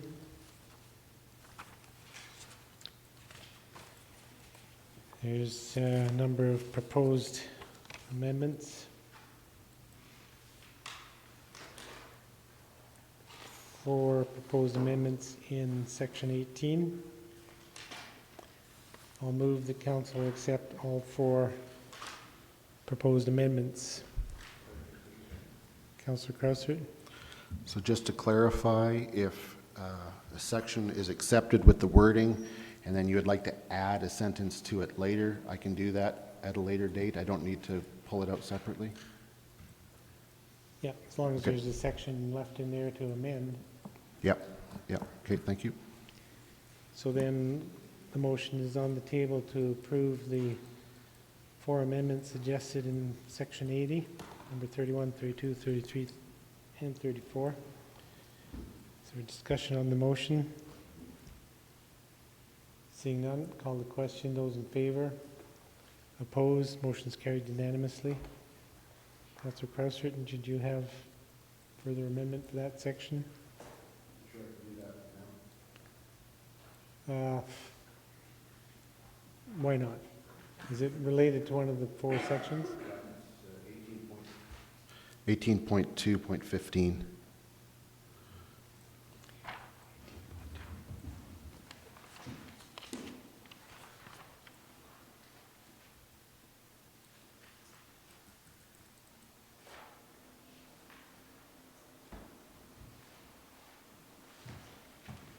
So this is adding a second sentence to this section, and it is that whenever an EIS is prepared, the town will contract a qualified professional or professionals to conduct an independent third-party review of the EIS. We've removed the section in section 4 with regards to the independent consultant. We've received a lot of feedback that there's questioning whether, how independent that could be. Will there actually be something that the town can absolutely rely on as its own? So I'm in support of, or as I voted, with having removed that section. So now there's a void, or there is no mention of either independent consultant or third-party review in the MDP. And I recognize that all the details will be in the policy, but I believe very strongly that it should be in the MDP, that there should be a requirement for that independent review. And so I ask you to support this requirement that whenever an EIS is prepared, there will be that third-party review.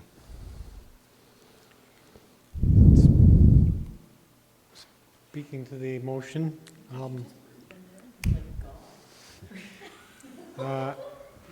happy to support this amending motion. You and I talked a bit about it beforehand, and I agree, given the change of direction from deleting 4.2.15, I think the fully independent third-party review of the EIS is very important, and I agree there should be direction in the MDP that sets that up, and I also agree that the details should be covered in the EIS policy. So we'll support this motion. Councillor Comfort. Sorry to be a parrot, but I think this is important enough to repeat. I also support this motion. Absolutely, this is one of the key things heard from those environmental advocates in our population. And if we did nothing else, we would have to do this, I think. So happy to support the motion. Further discussion on the motion? Seeing none, call the question. Those in favor? Opposed? Motion's carried unanimously.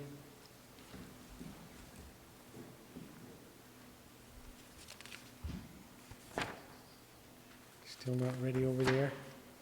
Mr. Fish, do you have a suggestion for Councillor Russell? Councillor Russell?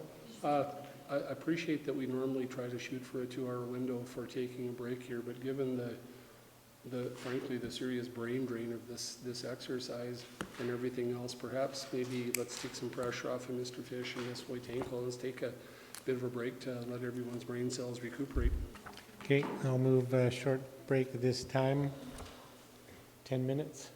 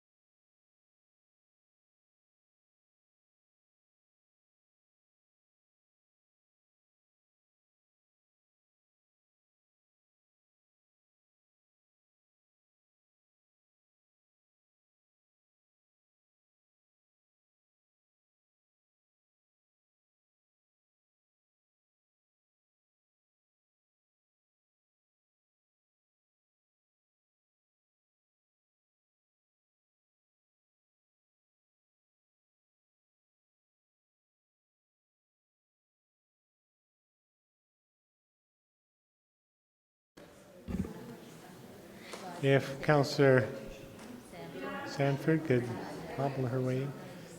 Councillor, woo-hoo, woo-hoo.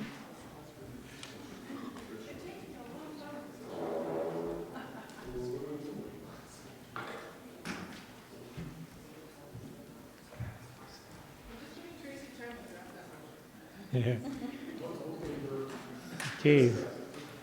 So, Councillor Russell, you had a motion. I think there's some proposed wording that can be put on the overhead.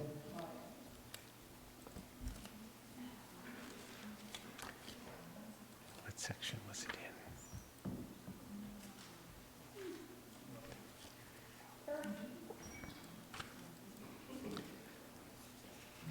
in? (13.1.1). Okay. Councillor Russell, you are moving that? Councillor McCallum? I'd be happy to approve, support that. As will I. Is there other discussion? Just for the record, Ms. Wojtanko and Mr. Fish need a pat on the back for creating that one. Okay. So calling the question on Councillor Russell's proposed amendment. Those in favor? Opposed? Motion's carried unanimously. Now, we had completed the proposed amendments in section 18. Now we're moving on to section 19, the map section.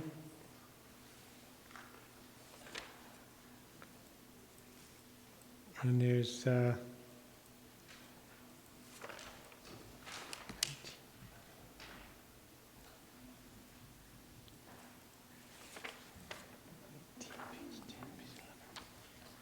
okay, there I am. Several amendments proposed for section 19.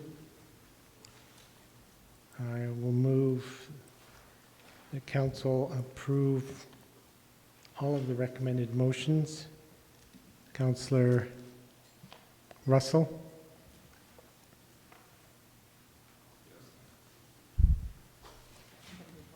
Oh, that's from before. Councillor Krausert? Thank you, Your Worship. I'd like to deal with recommendation number 36 separately with respect to the growth boundary and 101 and 105 Harvey Heights Road. Good call. Councillor Comfort? Nope. Councillor Russell? Thank you, Your Worship. I'd like to deal with recommendation 39 separately as well. I'm sorry, which one? 39, 39. it's regarding the Cross C. Page 91.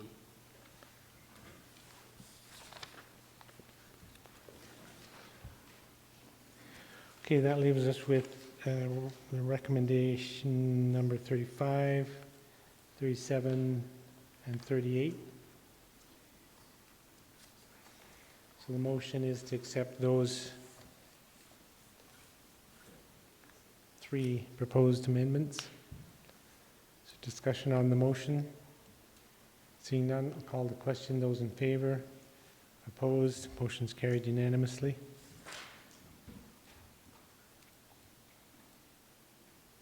Councillor Krausert.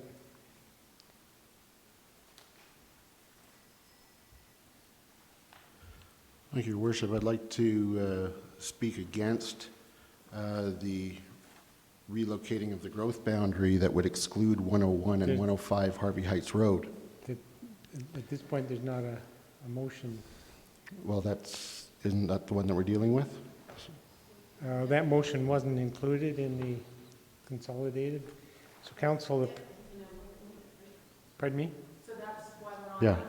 Yeah, so are you moving it and then speaking against it? I think that the practice has been that you move it, and I am speaking against Okay, it. so you're moving it? You're moving the recommended motion and then you want to No, speak? the chair has moved it, and I am speaking Okay. against it, All yes. right, then I've so moved. I Yeah. didn't, but I would have. Yeah. I thought you were gonna. Yeah. So I'd like to speak against this. I have some materials take one and pass it along.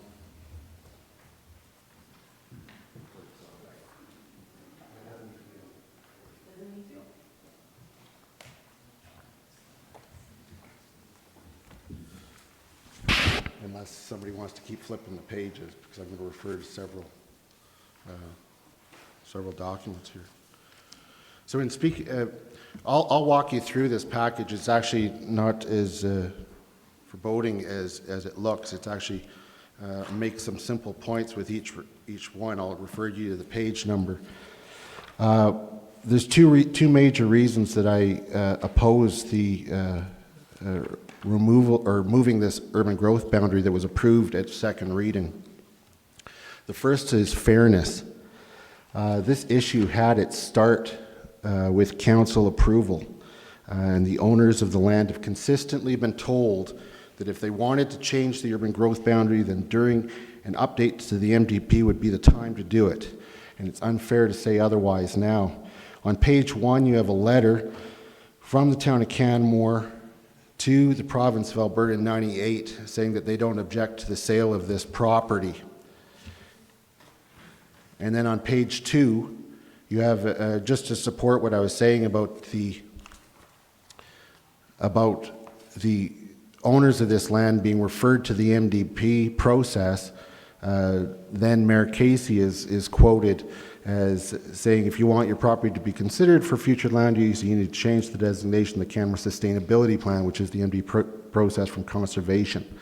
And I understand that administration has referred the applicants to make submissions at MDP, and this was the place to make the change. So to require that this landowner now meet the test as set out in the proposed MDP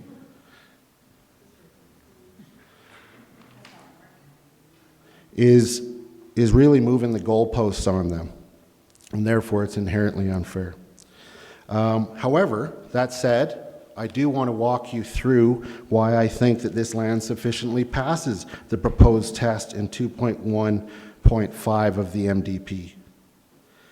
The first two elements of that test are community benefit and net positive impacts. I've provided in the package here at page 3 and then page 6 to 14 the acceptance by council of the SSR report that was done for this land. And the SSR report itself, whether calculated according to the applicant or whether by administration, still results in a positive score. And of course, we know a positive score is indicative of a net positive to the community. For that reason, I believe that there is a community benefit and it has net positive impacts in meeting the first two legs of the test. The third leg of the test is with respect to connecting to municipal infrastructure in a fiscally and environmentally responsible manner. Well, the lands in question are already connected for the most part. Wastewater would need to be connected, but as per the landowner's submission and our own bylaws, this would be paid for by the landowners. On page 15 of the package, you'll see a photo where there's electricity, there's waste removal, there's postal service. Really, what they need is they need wastewater removal. And of course, according to our sewage use bylaw, and the excerpt I provided on page 15, says that the landowners would have to cover this. And the landowners in this case have already accepted that that would be their responsibility through their public hearing submission. Then moving to the last test, is that the development of the property would not result in unacceptable environmental impacts. I would put forth that 1, it is not in a habitat patch, and it is separated from a habitat patch due to a high ridge, and 2, it's already developed and clear of trees, and 3, it has been long recognized that these lands do not pose any wildlife concerns. On page 16 and 17 of the package, I provide some aerial photos. Page 16 is a map from the BCA guidelines that clearly show the land where it is, there's an arrow pointing to it that I've inserted. that shows that it's outside of the habitat patch. And this, of course, matches the maps that are in our proposed MDP document, showing that those lands are not in the habitat patch. On page 17, we see an aerial photo, which is a little bit easier to see where the property is. And I've circled the property, and you can see that it's already developed and that it is already substantially clear of trees. And then finally, on the very last page of the packet, there's a letter from John Jorgensen, wildlife biologist, to Public Lands in Calgary. And this is back from '96. And it says, this proposed lease area does not lie within an identified wildlife movement corridor and should pose no wildlife concerns. Then makes a comment about the trees. So I would oppose this, basically summarizing my argument, is that if this property is required to meet the guidelines, then it does. And any requirement of an EAS can, as noted by administration in their report, be done at a future process. Which brings into mind that there are protections in place with respect to the ultimate usage. They would have to go through rezoning and then the entire development process. In the past, it has been discussed with the landlord that this could be a direct control district, and therefore council would have ultimate say on what is developed. And in light of the unfairness from having moved the goalposts on these landowners, I would recommend that council accept these lands, meet the intent of the new test, allowed them to proceed to the next step of the process by allowing this land to stay within the urban growth boundary as determined by this council at second reading. I would ask that you oppose this motion. Councillor Comfort. Thank you, Councillor Krauser. I can't support opposing this motion. I did initially vote in favor of including it, the properties inside the urban growth boundary, but it was at the end of a very long meeting, very long day, and it seemed that I understood, and again, you swayed me with your eloquence at that time. So having a chance for further investigation and reflection after that vote, I came to the conclusion that this is not the right way to proceed. And my rationale is the criteria now provided for inclusion inside the urban growth boundary are stringent, necessary, and clear. And when you talk about consistency, I don't think that we can say yes to these property owners and then in the same breath no to other property owners at this point in time. If, as you say, this property meets all of those conditions, then admission into the urban growth boundary should be relatively quick and easy. If not, it will be clear that the admission would have been premature. So for this reason, I can't support your motion to defeat. Councillor Russell. Thank you, Worship.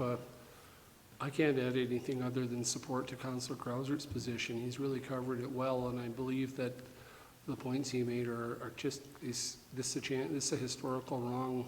And to use his expression, the goalposts have been moved continuously. This is definitely a supportable motion. I won't be able to support the motion, Councillor, for many of the same reasons as spoken to by Councillor Comfort.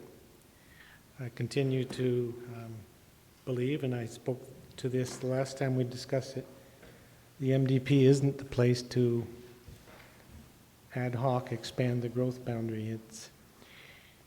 Your arguments were all very compelling, but it really sounded like arguments looking for a decision request on an application, which this isn't. And this is defining the growth boundary, and within the approved MDP, as it's approved at this point, it is very clear what would be required to move the growth boundary.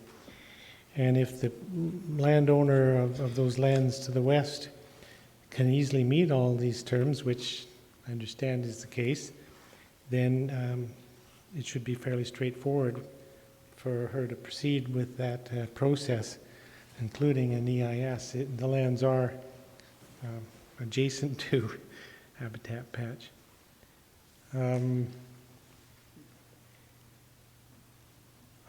For those reasons and others I spoke to the last time, I won't support moving the growth boundary to include those lands at this point.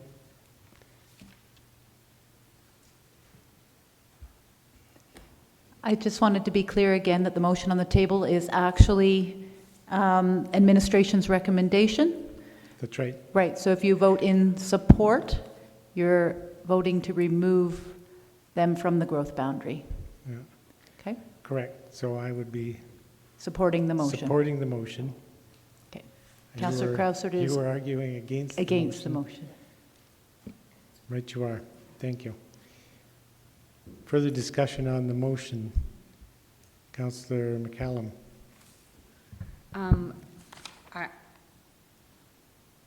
I guess we have two options. You can give us 5 minutes, or Chair can give us 5 minutes to actually read this package that Councillor Krausert has given us, or I can just vote based on not having an opportunity. I did not vote in favor of this at second reading, so unless there's something super compelling in here and somebody can give me 5 or 10 minutes to read it, I'm going to vote exactly the same way. My preference is to continue right now to make the decision, but if there's interest in calling a 5-minute break. Well, I want to actually be able to say that I've read it and have had the opportunity to make an informed vote. So I know that that's not great since we just came Basic from break, philosophy, yeah. In my case, the philosophy wouldn't change by reading it. It's, I don't feel the MDP is the place to move a growth boundary, regardless of how compelling the arguments are. But and on if principle, I feel the same way, but I just want to give it a fair shake. Well, if So you want to move, sure, move to, not table, not recess, 5-minute recess. okay, the motion to recess for 5 minutes is on the table. Those in favor? Opposed? Motion's carried unanimously. Thank you.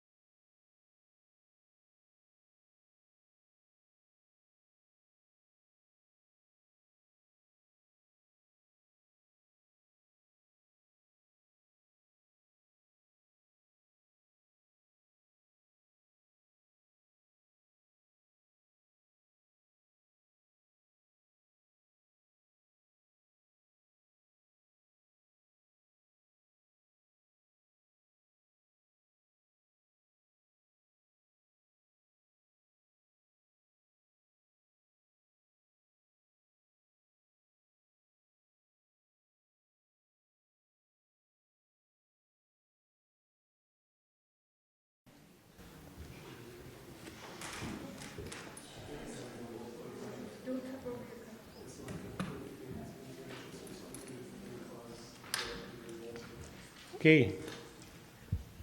The meeting's back in session. There's a motion on the table to amend map 1 to relocate the growth boundaries such that 101 and 105 Harvey Heights Road is not within the boundary as shown. Councillor McCallum. Thank you, Your Worship, and I appreciate everybody in the gallery humoring me while I took a quick break to read this package. I appreciate Councillor Krausert bringing this forward to Council again. I, however, will not be able to support this change. I am supporting the change, aren't I? Okay, I'm supporting the change. Thank you. At least I'm cognizant of my mistake. You know, I remember when I first got elected, Ms. Bridge actually contacted me, I think within a couple days, with regards to wanting to be included in the urban growth boundary. And I believe it was brought to council not long after being elected. I recollect at that time, well, I don't recollect ever being told or heard, and I see that it was in this article, that she had been told to make this change during the Municipal Development Plan. However, in reading her package and in reading the SSR itself, although it received a positive score, it certainly didn't receive positive reviews within the score. So in the second page of her application, she writes, "Finally, we note that the town is considering a similar application of almost 23 acres of wildlife habitat land to be included in the UGB. I recollect, also soon after being elected, that land use change came forward to be included in the UGB, and it was rejected for some of the similar reasons that are being brought up right now. Most importantly, though, it was because it was in the habitat patch." But what she states is, "We note that the owner was not required to present an SSR before council and therefore open to public discussion at the time, as we were and are now. Rules should be made for all."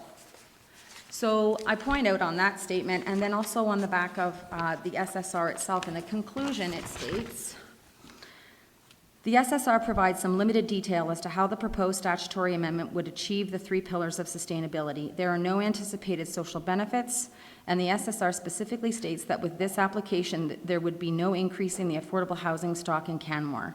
The economic sustainability portion does not suggest that there would be any significant changes from the existing situation and no increase in the commercial tax base." And then it goes on to speak about environmental sustainability, stating in support of the fact that she had proposed a buffer zone that could be created to protect wildlife, and that they would do an EIS if required. So, sorry to ramble, but I still sort of stand where I was at second reading.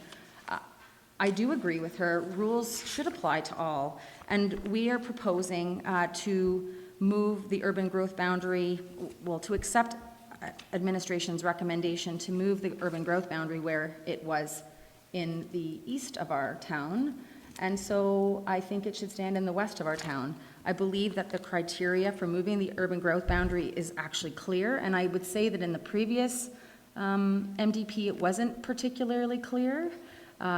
So I would state that if anybody wants to have the urban growth boundary moved, they need to follow the criteria as laid out in the MDP that we are reviewing today. So unfortunately, I will support the amendment as proposed by administration. Sorry, Councillor Krausert. Councillor Sanford. Thank you, Your Worship. This is the first time I've seen this document as well, but I am looking at administration's rationale for putting this or changing, or well, what are we doing? We're supporting administration's recommendation to Relocate the growth boundary. Okay, so when we're supporting this, we're supporting administration's recommendations. One of the statements that supports that is that the lots are not easily serviceable by municipal utilities, including sanitary and pedestrian infrastructure. I think when I voted in favor of moving the growth boundary the first time, I was on the understanding that the cost of, the capital cost of extending the utilities to those properties would be borne by the developer. However, administration has added some information here that we didn't consider the last time, or I didn't consider the last time. The municipality would take ownership and maintenance costs of extended underground public utilities to service these lots. So what we would be looking at is trying to recover the cost of that maintenance.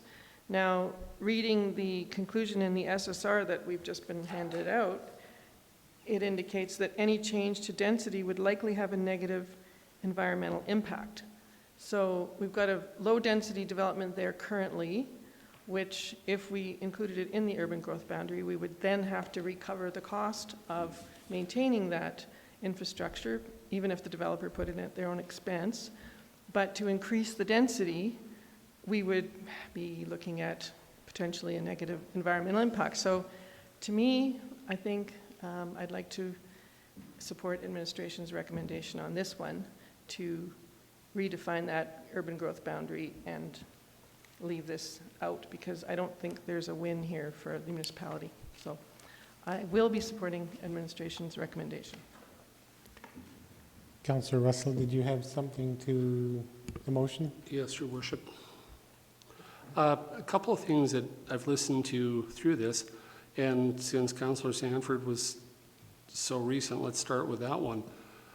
Negative environmental impact in this place by increasing density.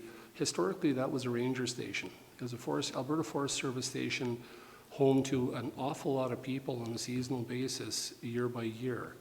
I don't think it's a fair conclusion to say increased density will increase environmental impact. It's been a brownfield. There's more aviation fuel, everything else. It was that way when my family arrived here in 1963. So I don't think that's a fair conclusion. And with referencing to the SSR, I painfully go back to this because I sat through the original SSR on this. The SSR has evolved unbelievably since, it's just evolved exponentially since 2010. And, I think it's unfair to go back to this one because we found all the flaws with it, and we've got a chance here. It's not this, the lady will pick up, we're already piping water out there. Sewer's the issue. They pick up the cost, as we charge her for her sewer rates on the ongoing. Our sewer rates are supposed to cover the increased maintenance. Pedestrian access, we already have a paved trail out there. There's a paved trail, it's a roller skiing trail, but we have that paved trail. Like, the only thing we're seeing as an expense, there will be an expensive sewer, and if they want to do that, that's their business. They'll have to come up with that. So I don't know. I don't know there's much more they could do here. And I think that we owe the care to right this historical wrong. Councillor Seeley? Thank you, Your Worship. I'll support the recommendation as well. When I read through the information, I think a lot of the criteria has been satisfied, but not all of it. And the social or the affordable housing, just the impacts and everything else. I think a door's been open though, and it can be supported at a future date with appropriate application. I don't think it's that far off, but I will support the recommendation at this time. Councillor Sanford, did you have more? No. Okay, if there's no further discussion then on the motion, which is to amend the map to relocate the growth boundaries such that 101 and 105 Harvey Heights roads are not within it.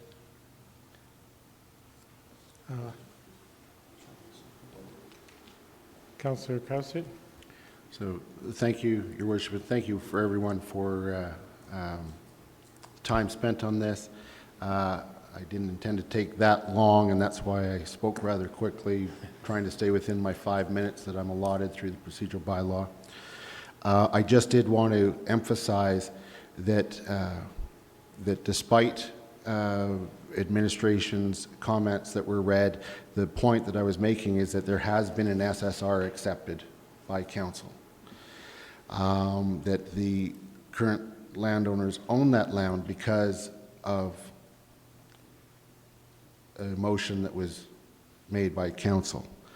And that there have been previous indications that the MDP is the place to change these things. And so in order to be consistent with that and previous council steps, I would encourage opposing this recommendation. I think to add the passing the test, even though I think that, I think we have to look at this particular piece of land in a special case, because this is a landowner that's been repeatedly referred to in an MDP process. And here we are in an MDP process, and now we're saying, well, you have to pass these specifically when that wasn't told to her previously, and her neighbors. And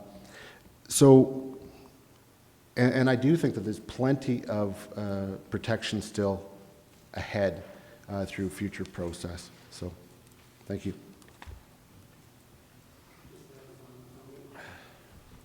I'm sorry. It's not often I get long-winded. I'd just like to remind everybody that at second reading, this council voted to approve this. Yep.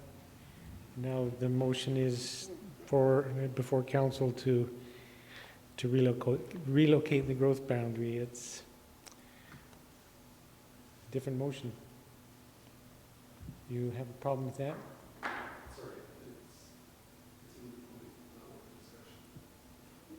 Well, if you have a problem with it, it is worth a discussion.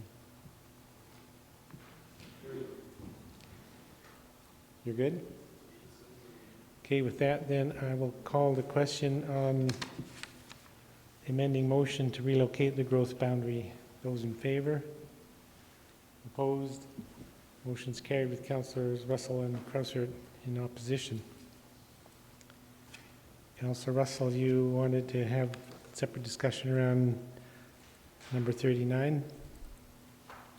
At this point, if we can simply vote on that one, based on the last discussion, there's no point in discussing In which case, that then one. I'll move that council accept the recommendation to amend the habitat patch boundary of map 5 such that the area of the Cross Z Ranch that is within the growth boundary is not included within the habitat patch as shown in attachment 3, map 4.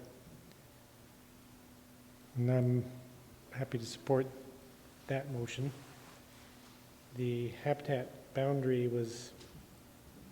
patch boundary in 2012 was, as I understand it, changed arbitrarily from where it had been to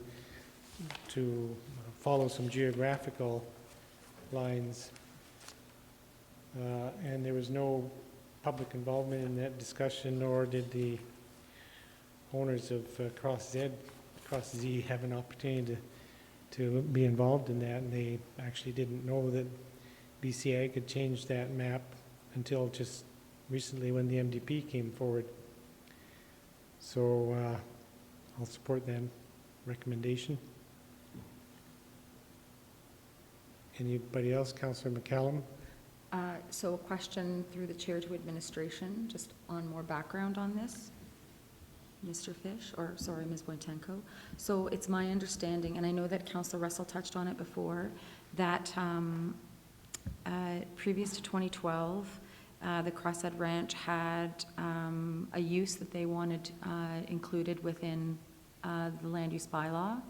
And to include that use, they actually went through the whole EIS process and everything else based on their proximity, and the town accepted it and provided them with permission for that use. Is that correct? That's correct. And then the BCA lines were, in the update in 2012, they were lined and they didn't inform them of that, and they didn't inform them that they basically sterilized their land without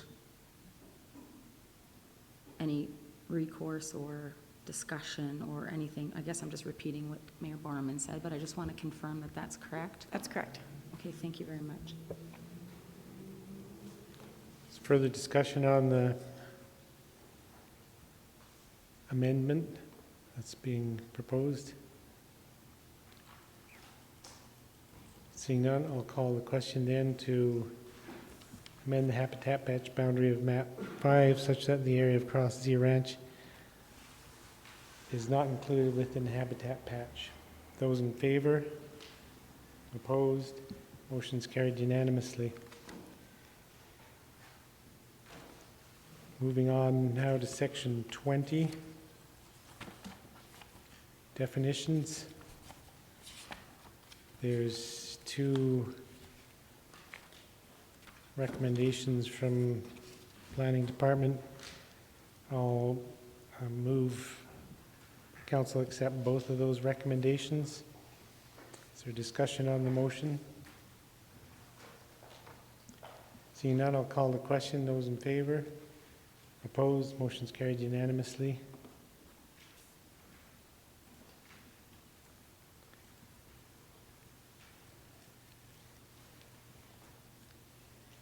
And the last proposed amendment from administration is number 42, which is to amend all section numbering and references in the Schedule A to Bylaw 2016-03 to reflect the amendments adopted by council. I'll make that motion, put that motion forward. Discussion on the question. Call the question. Those in favor? Opposed? Motion's carried unanimously. Councillor Comfort, you have a question? I just wanted, I believe that this is so, but Councillor Sanford had asked that a number of links to documents be included in the MDP, I believe, and that'll be done as well, as I understand it. Is that right? What was requested was that all the documents that are in the MDP are italicized, which they have been, and the section at the back, which is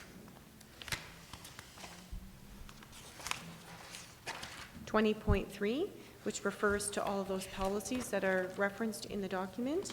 Additionally, when we put the website, which is separate from the MDP process, is when we put up the website to make sure that all those documents that we reference are easily accessible on the web, which is not part of this process, but we'll do that following the MDP being on the website, make sure all those documents are up as well. So will something come to Cal that will tell us when that's going to be in place? I mean, like a report to say, yes, those resources are now in place, so that people out there that want to reference those documents easily will be able to do that? I'm sure Mr. Fish can provide that as a administrative update. Yep. Okay, thank you. Okay, with that, then we will move back through the document section by section with proposed amendments from members of council. And so, are there any motions to propose change in section 1, introduction? Councillor McCallum. Thank you, Your Worship. Hold on, just let me get my...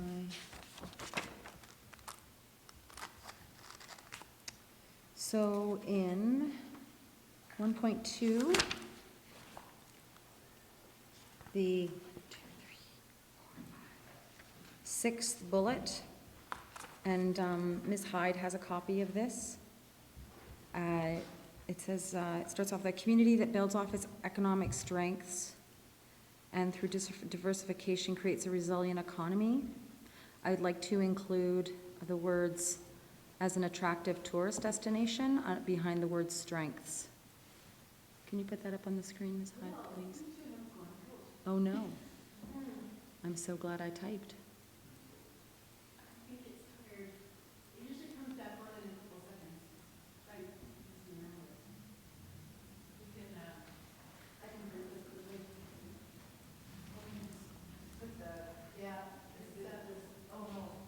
No, nothing.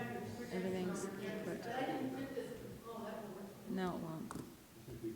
I think that's simple enough. Okay. Yeah.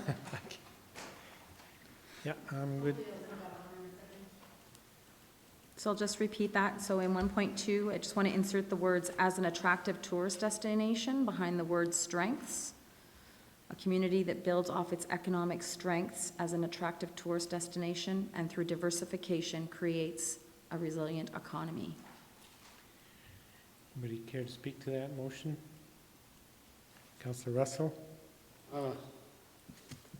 Thank you, Your Worship. I get the point, Councillor McCallum, but that's, I guess I'm concerned with, in tourism, like that builds off its its economic strengths as a tourism destination. That's it? We got nothing? We've got no other economic strengths? I feel like, I appreciate what you're trying to say, but I don't know that I feel that's necessary verbiage to add. It doesn't make to me, it doesn't make the document better. If I might jump in on that, Councillor, the next part of that phrase is "and through diversification," so very clearly anticipates diversification outside of tourism as our economy, but currently tourism is our primary economy. It would, thank you for jumping in, but at the same time, through diversification of what, our tourism economy? Like, it just leads us into a narrow channel rather than leaving it open to say that we're trying to get some good stuff going. Anyway.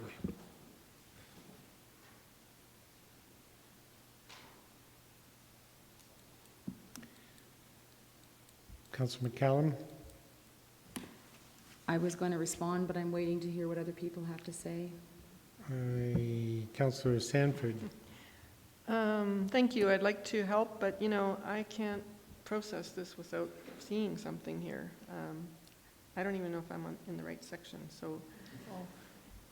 I know it sounds simple, but there's so much paper here. There's so. Page 9 of the...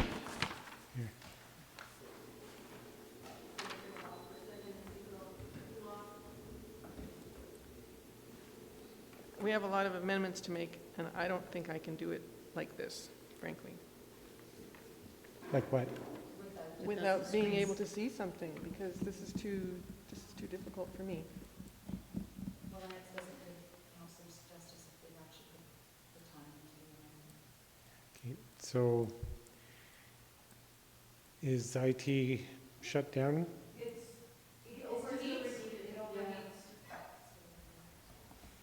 It might come on in a couple minutes. I just thought I'd turn off, count to 10, and turn it back on. It comes on. With committee of the whole this morning, and it's just been on all day, so it's just overheated. How long does it take to cool down? Let's try now. Let's try. Did you want to work from that for this instance? Oh, it's green. Fingers crossed. Thinking.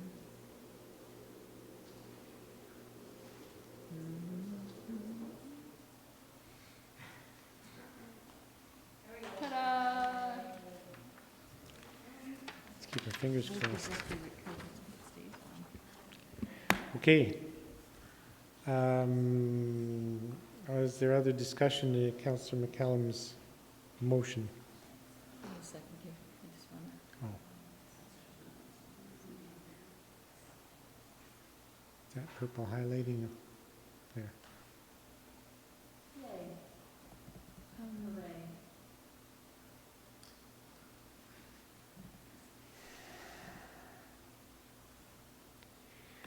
Well, I'll speak to it. I don't have a problem with adding that in. It just recognizes that tourism is our primary economy, but it also speaks very clearly to the expectation that we will do what we can to diversify the economy, which is what we've been working on the last year or two. So it just states the obvious. So I'll support the motion. Councillor Comfort. I'll also support the motion. I don't think anybody could dispute that Canmore is an attractive tourist destination, as evidenced every summer weekend and through the summer holiday period. And it recognizes what is a reality. The other part of that, I believe, is the recognition that it can't be our sole economic driver, which was something that was requested in an earlier consultation by other advocates. So I actually like this, and I like the fact that we acknowledge that.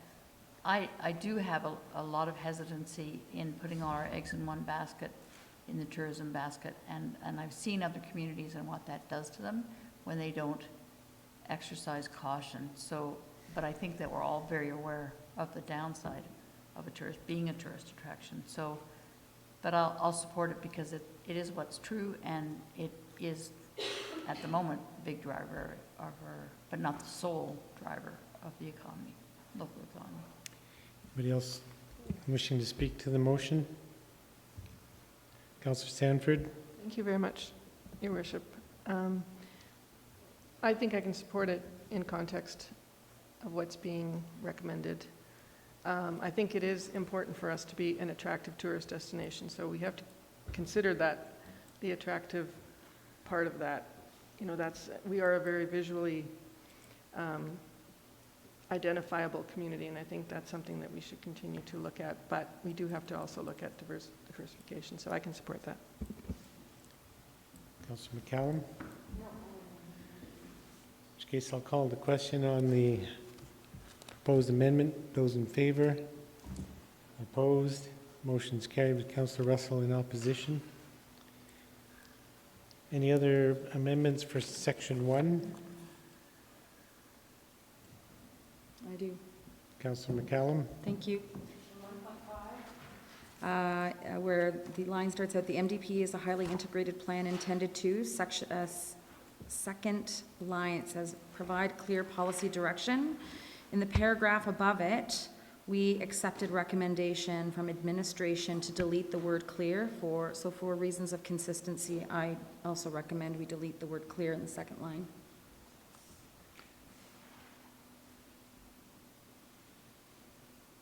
So in the second paragraph in 1.5, it says the result is a comprehensive strategic document that provides the town of Canmore with direction.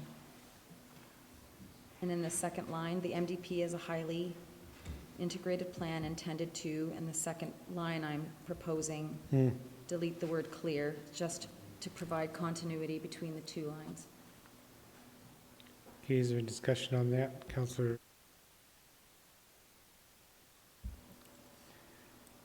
Councillor Krausert?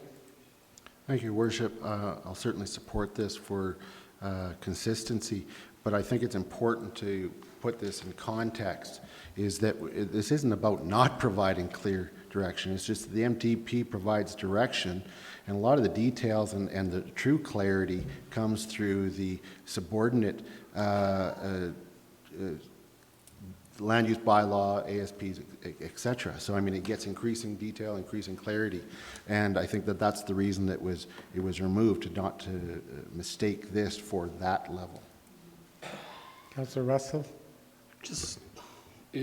Pardon the bad joke, in the interest of some clarity, my document that I'm working from shows clear as deleted, that in that second paragraph, the first line, is that where we're? Further down. The third. Thank you, okay, I'm sorry, I'm working on the wrong page. Sorry, thank you, Your Worship.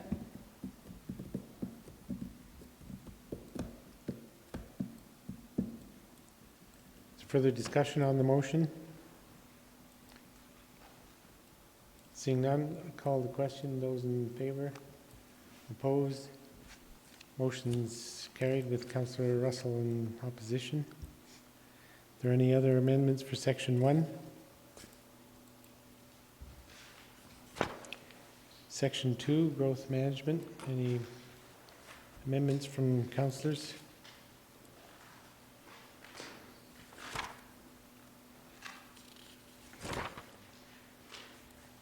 Section 3, hazard lands and development constraints. What?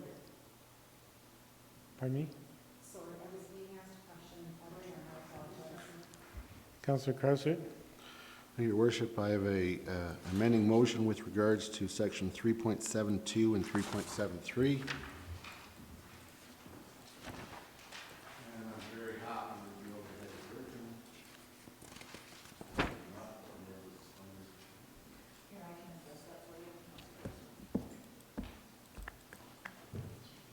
This motion is to, in fact, merge 3.72 and 3.73.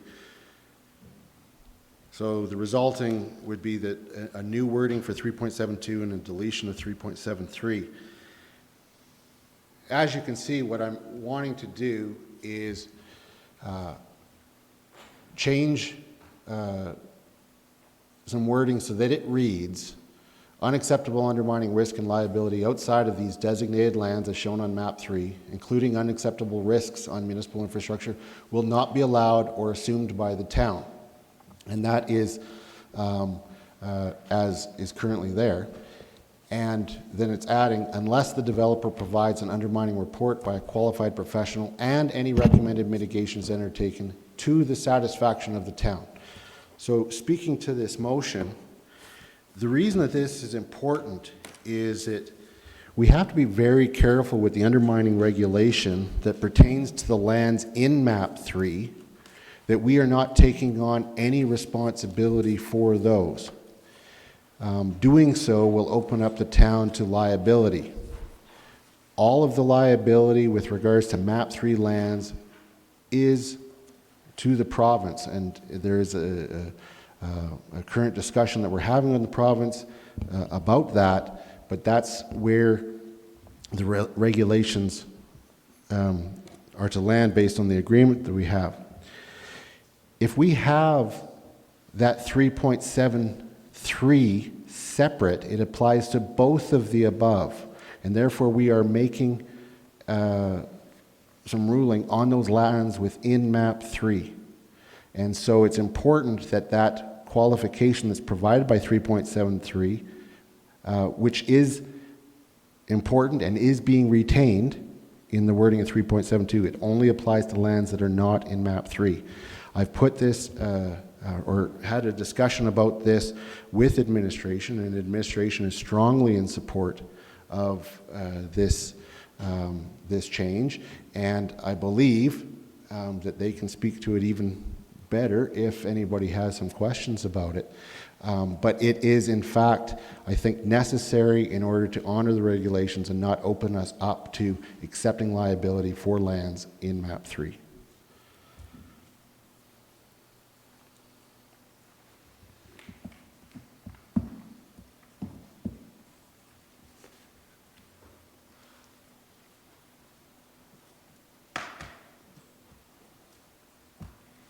I think I'd be prepared to support this motion, given that its intent really is to provide clearer direction on the lands that are outside of the identified undermined lands that the provincial regulations deal with, or we expect they would deal with. So at this time, I would consider supporting the motion. Councillor McCallum. Thank you, Your Worship. I'll support it as well. Councillor Russell.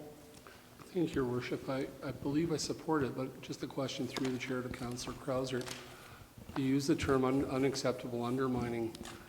What would be an acceptable undermining risk? I don't know how to word it differently for you, but what would be acceptable? I just...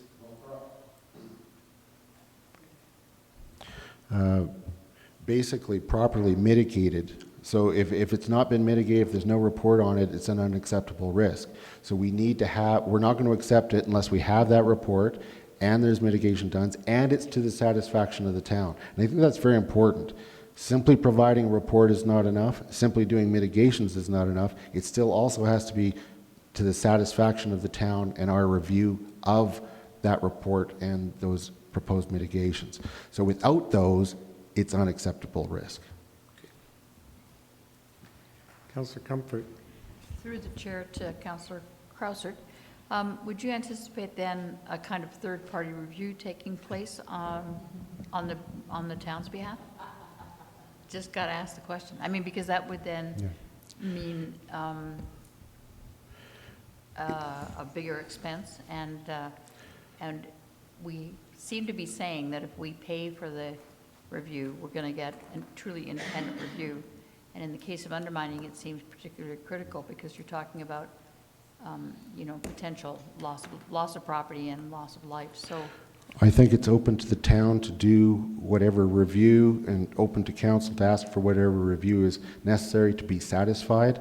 That may or may not include a third-party review, depends on the situation. But it does need to be to the satisfaction of the town. We could, even if we never even mentioned third-party reviews, we could do third-party reviews all the time. If we want to mandate it, we should include it. I don't think that it's necessary to mandate it because it leaves it open to the town to use both internal and external resources as is appropriate to the situations provided. And we do have engineering and planning resources within the town. We may not need to go outside to get satisfied. Okay? I think.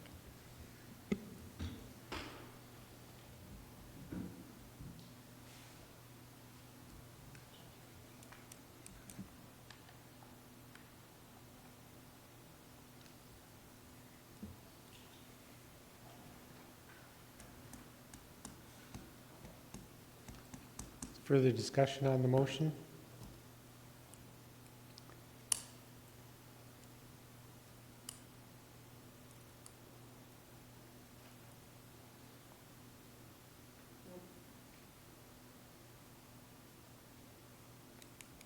Call the question. Those in favor? Opposed? Motion's carried unanimously. Thank you. Are there other proposals for section 3? Seeing none, moving on to section 4. Are there any suggested amendments from council for section 4? Councillor Krausert? Thank you, Your Worship. I have two motions, both in regards to the same clause, and it's 4.2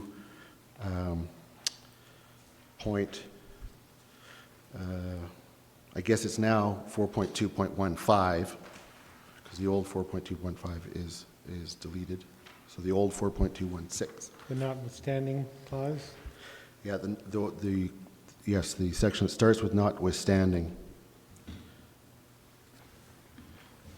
First one, thank you.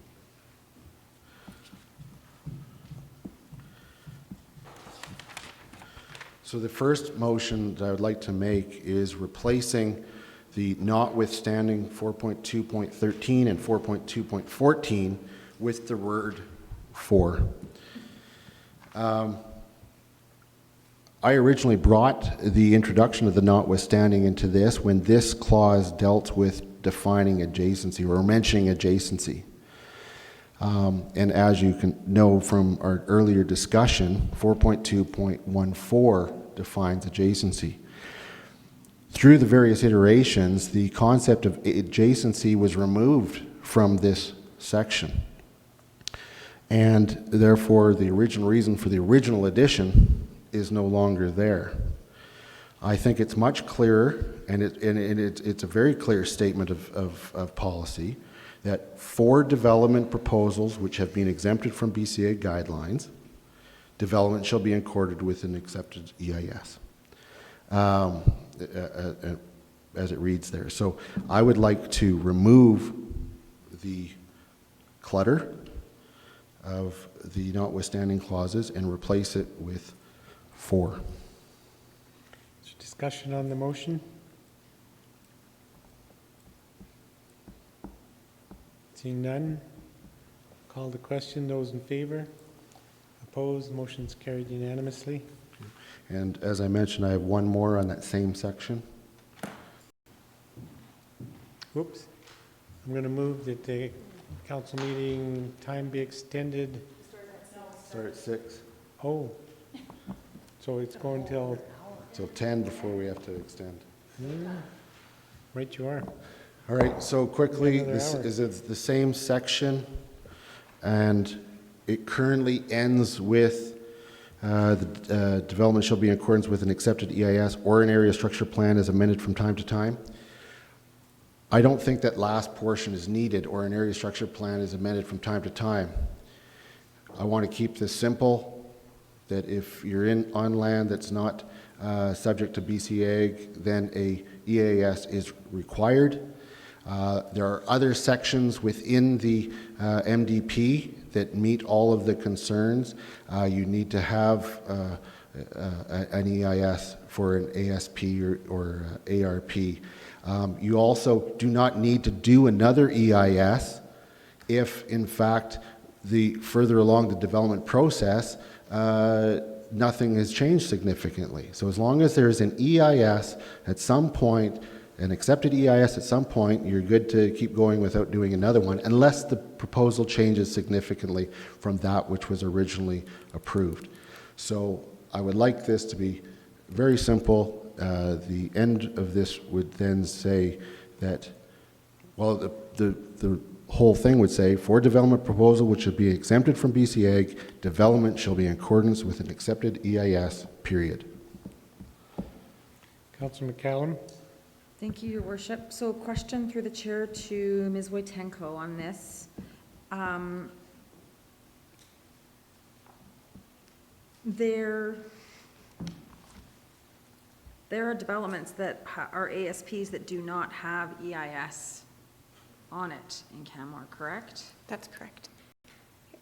So there's a couple of area structure plans that have been approved without an EIS. So for example, the Silvertip area structure plan, in the area structure plan itself, it says if you're developing adjacent to these areas, this is where you do the EIS.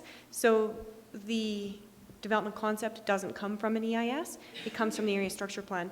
The area structure plan itself says what the development looks like. The EIS just provides mitigation for how that development might, or how the environmental impact of that development would be reduced. So I think it does take away from that policy because by exempting those developments that are exempted from BC Ag, the guidelines for how that area develops is in the area structure plan itself and not always in the EIS. So do you think this policy would be weakened then by taking away or an area structure plan as amended from time to time? I believe so because there's a number of area structure plans that we have that are exempted from BC Ag where there isn't an EIS that's been completed. Thank you. So changed as proposed, if an area structure plan doesn't currently have an EIS, in order to meet the terms that Councillor Crusser's recommending, they would have to then do an EIS on any development proposals that are already envisioned within an area structure plan. Oops, she's gone. Question? So, if I'm understanding, there's some area structure plans that have not had an EIS. So if this amendment was approved, those developers then would have to get an accepted EIS before they did anything in the way of development, regardless of the fact that it was a development approved in an area structure plan. No, because there's a statutory area structure plan in place. That area structure plan still stands. So you'd have to go back and amend the area structure plans to say, oh, before you can do any more, you need to do an S. So those area structure plans, like you read kind of down the policy, those area structure plans exist as they are now.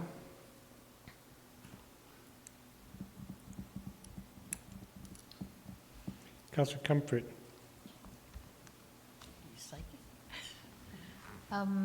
So just to clarify for myself, so if within the ASP, a change was made to a development that was going to be built, might that change necessitate an environmental study? Yes. That's Yes. correct. So even under the current municipal development plan proposal, under section 18, Right. 18.2.12, council did put in a clause saying that an EIS must be prepared for an amending an area structure plan. And then there's an exemption clause below that, which says that council can say that it's not within the Not scope and so necessary. you don't have to do it. But yes, so unless council determines that an EIS would not have to be done, moving forward, if you amend an area structure plan, you do need to do an EIS. Okay, thank you. I thought that was.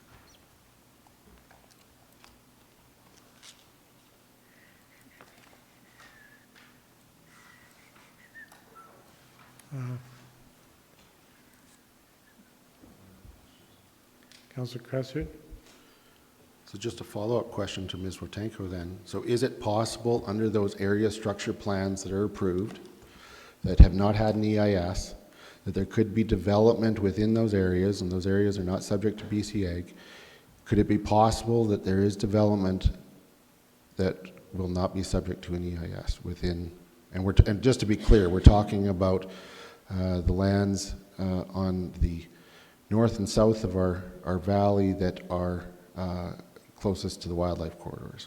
Is there potential that there would be no EIS done? Potential for that, yes, if it's in line with the area structure plan.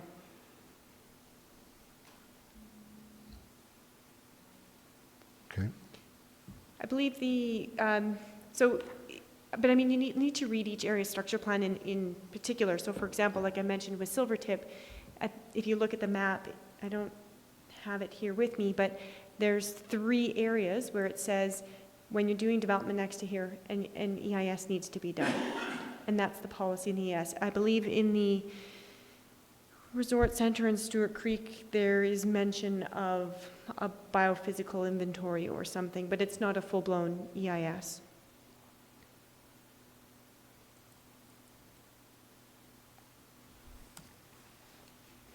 Okay, that's the answer.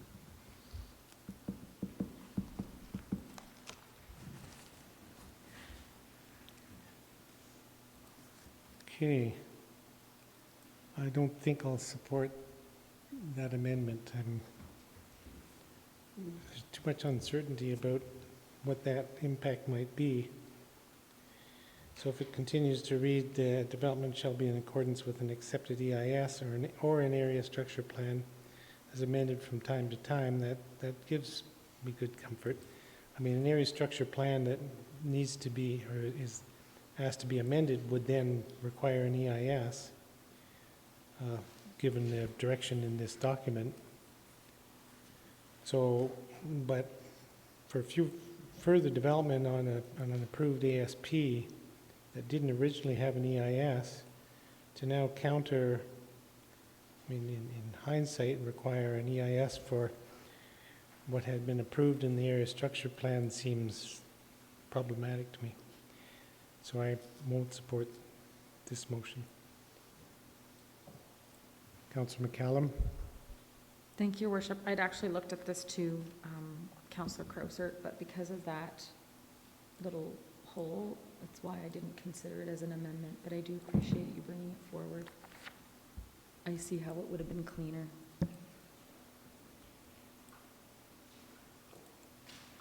Is further discussion on the proposed amendment?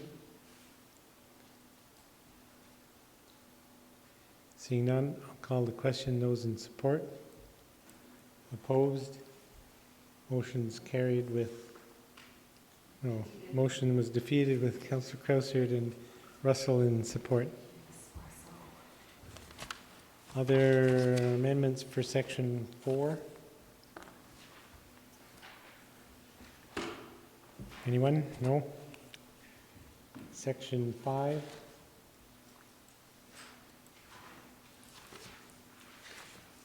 Councillor Sanford?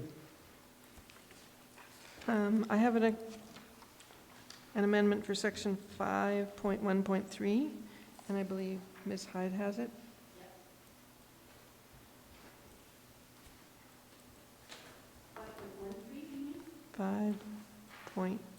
5.1.3?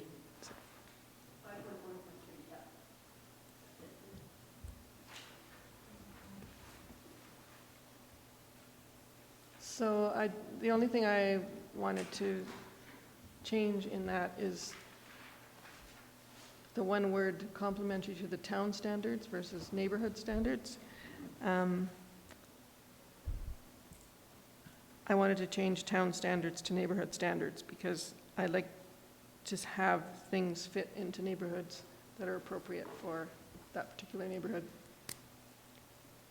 So how would you define neighborhood standards? Well, if we're going to have, we've got land use bylaws in place for neighborhoods, and we've got, some neighborhoods have very stringent architectural controls, some neighborhoods have. So you're talking about like architectural controls or character? Well, just what fits into the neighborhood that it's being provided for.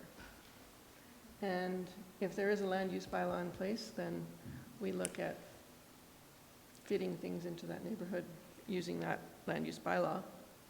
If there are some relaxations required or variances required, we still have to respect the fact that they're going into neighborhoods that have certain standards. And they do change from neighborhood to neighborhood. I know that because my neighborhood has architectural controls. Which arguably would be part of the town's standards. Well, if, that's my point, is that the town has a lot of variation throughout the community. And if you're going to contribute new or infill development into a neighborhood, I think it should appeal to that neighborhood standard. Councillor Cresswell? If I might suggest a friendly amendment that it say remains complementary to the neighborhood in which they're located. I think what Councillor Sanford's trying to encourage is something that doesn't stick out like a sore thumb within a neighborhood and doesn't take away from a neighborhood. So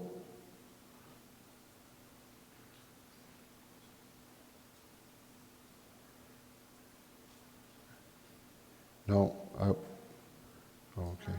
Oh, I see, you're going to underline it. Yeah, so I don't know if you accept that friendly amendment. I don't know what the neighborhood standards are, but I do know what being complementary to the neighborhood in which they're located is. It means fitting in. And I'd be able to support that. And that is my intent, so if that wording is more appropriate to the intent, then I would accept that as a friendly amendment. So the standards of the would be gone? Yeah.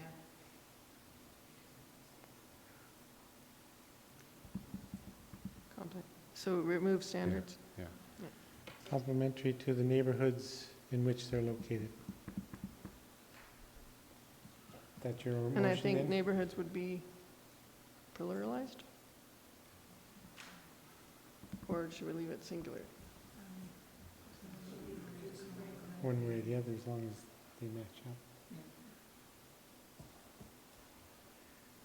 Editorializing up here, it should be neighborhoods. No? Well, okay, then change there. Yeah. Okay, whatever. Okay, so with that amendment, I'm happy to support that amendment worded in that way. Is there discussion on the motion? Councillor Comfort? Sorry to be pedantic, but I think it should be in which it's located. Or neighborhoods in which they're located, one or the other. But I think singular is better. Yeah. If you think of each, right? Well, don't start. Okay, okay. Don't start, Mr. Park. The further discussion on the motion? So none, I'll call the question. Those in favor? Opposed? Motion's carried unanimously. Other motions for section 5? Councillor Sanford? My next one is 5.1.4, right after that previous one. I would like to see this removed completely, because I don't think that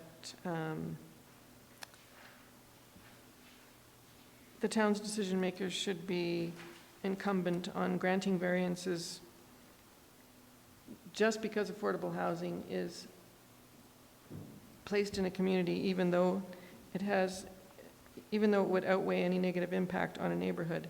I think that should be something that is taken in consideration with a whole bunch of variables. So I think that's too much of a prescriptive type of relationship, is there are going to be impacts. Do we have to address or consider that there are negative impacts and overlook the fact that they might be outweighed in a neighborhood? I think we're going to have to take all of the information and review it and not take it as a standalone as it is being prescribed in this situation. So I'd like to see it removed. Councillor Comfort? I'm not sure I can support this, but I'm thinking about it.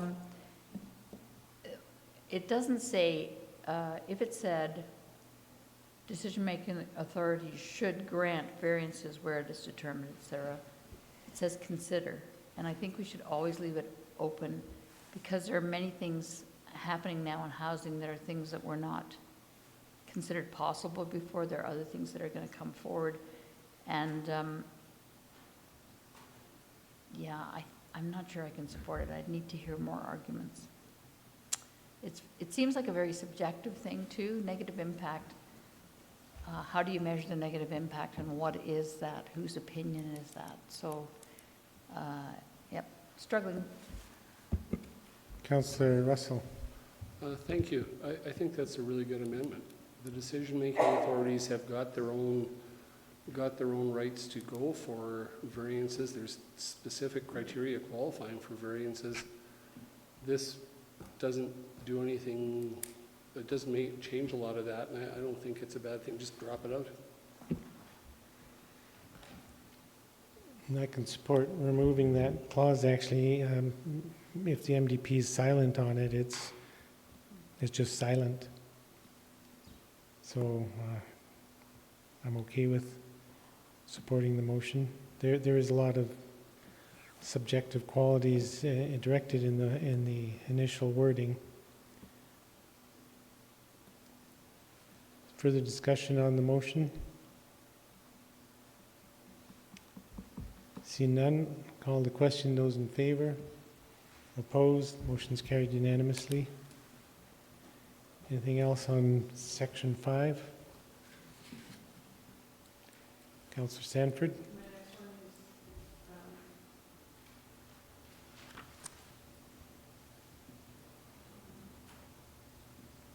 Pardon me? Oh, the mic. The next one is 5.15, and I just thought it would be worthwhile reframing that conversation of relationships to negotiations, because I think that we will have to negotiate agreements amongst the third-party construction contractors and the nonprofit organizations. I don't necessarily think that a relationship is what we're after. I think we need a negotiation that gets us what we want from that arrangement. So I'm just considering changing that one word to negotiations versus relationships.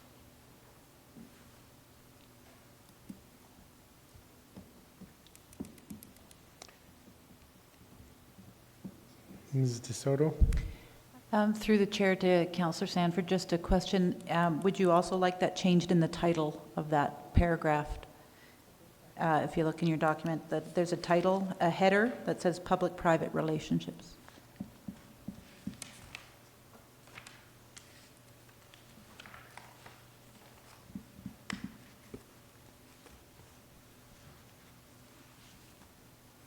Well, if it makes it more consistent, yes, I think so.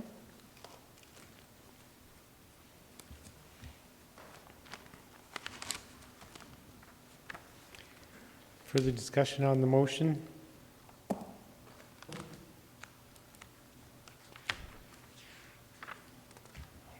So the motion then would be to change relationships to negotiations and delete relationships, both in the body and in the title. Councillor Comfort? Yes, I have a question. I'm not sure who it's for, actually, probably administration, Ms. Wojtanko, Through the chair. through the chair. Relationships with so whose relationships? Sorry, would it be the town of Canmore's relationships with third-party contractors, nonprofit, et cetera? Correct. Okay. Councillor McCallum? Thank you, Your Worship. I think that when you change that to negotiation, you're really sort of moving on to the next phase of what happens when you decide to create a relationship with a nonprofit organization and a private sector builder or whoever. So I feel like that's actually the how.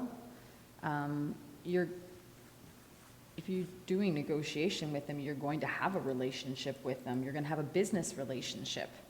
And so maybe I wonder if that's what you're trying to make understood, that it is a business relationship. Because negotiation is what happens when you decide to go into business with somebody, or you are in the throes of going into business with somebody. I can't support it as is because I think it sort of changes, well, it's not changes, it's operational.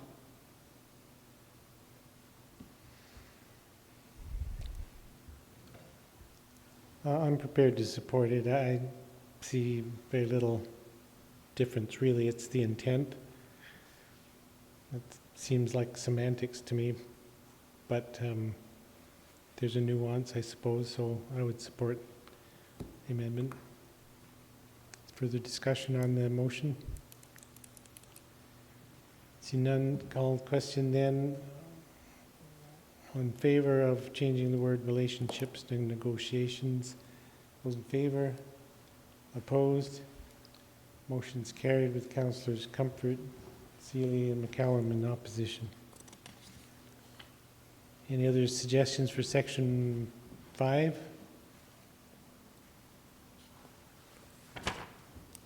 Seeing none, then section 6.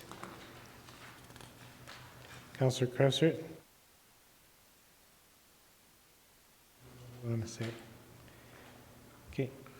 Your Worship, I have an amendment to propose to section 6.1.4. 6.1.4.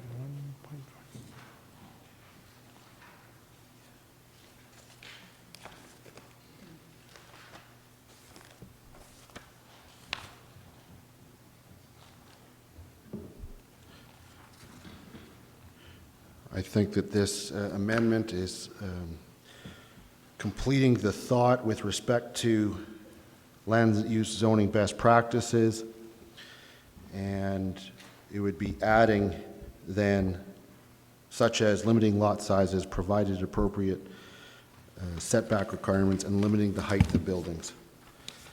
So these are tried and tested methods of limiting house size where it's appropriate to do so. And so I think it's important that we, it's not a non-inclusive list because it's such as, but this provides some clarification on what we're meaning there.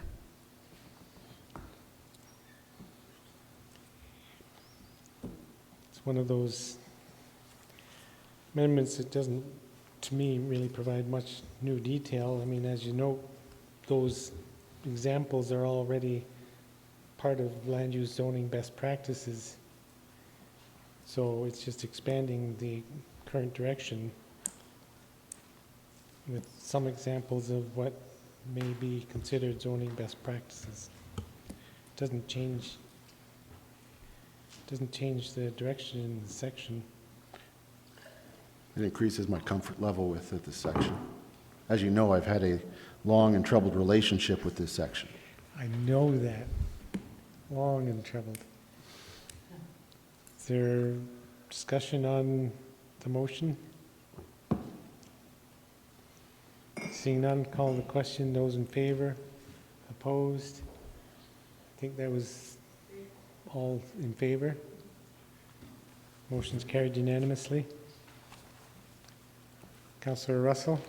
Thank you, Your Worship. In section 6.12, I had worded it that I wanted to add in a reference to parking, but if you could indulge me to ask Ms. Wojtanko to give us that beautiful piece of wording they had for parking standards again, I'd like to see that added as section as Clause G under Section 6.1.2.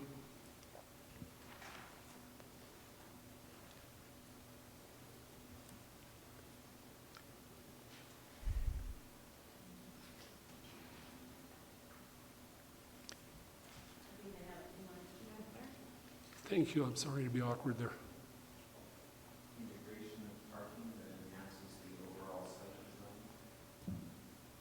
Thank you. I just think it's something that should be added. We've gone to this and we're silent on parking. It's just nice to throw a reference. Discussion then to the motion. Seeing none, I'll call the question. Those in favor? Opposed? Motion's carried unanimously. Other amendments to propose for Section 6? Councillor Stanford? I'd like to just propose a wording change to 6.2.3. I think Ms. Hyde has it.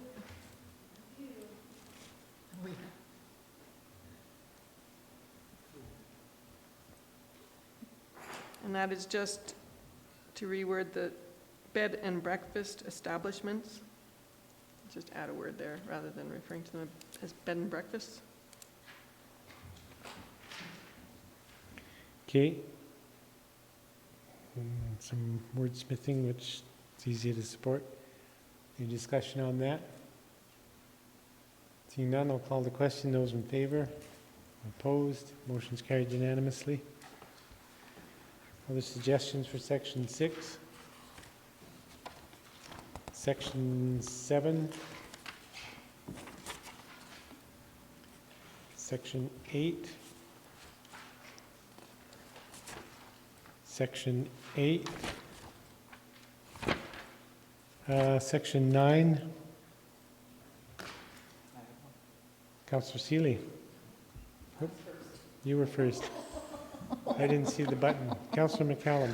Thank you, Your Worship. Hit your light. I have third paragraph of the section introduction. Sorry. Third sentence of the paragraph introduction. Ms. Hyde has it. My apologies. And it starts off with the residents of Canmore. The next part of the phrase is the residents of Canmore, both permanent and semi-permanent population, have exceptional skills and experience, etc. And I would like to delete the words both the permanent and the semi-permanent population. Residents be residents. Okay. I don't feel that differentiating between that actually adds anything to the section. Discussion on the motion. You have something? Councillor Comfort. I like that, Councillor You're McCallum. so, I like it too. Any other discussion on the motion? Seeing none, I'll call the question. Those in favor? Opposed? Motion's carried unanimously. I have another one. Oh, did you? I do. Tried to get- 9.1.6. 9.1.6. So Councillor Seeley, I believe it was either at a second reading in D, added the words living wage to that. And I just, I felt that when we used the living wage as a target, that was almost like a ceiling as opposed to the floor. And so I'd like to change the words, and again, this is aspirational, enabling Canmore residents to obtain meaningful employment and at minimum, is the words I'd like to add, a living wage.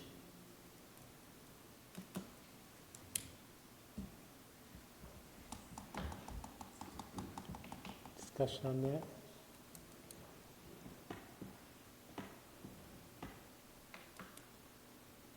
As you say, it is aspirational. Minimum. Well, I would hope that meaningful employment would not earn you minimum wage. It's not minimum wage, so it's a living wage, which is different from minimum No, wage. I understand that, I'm just,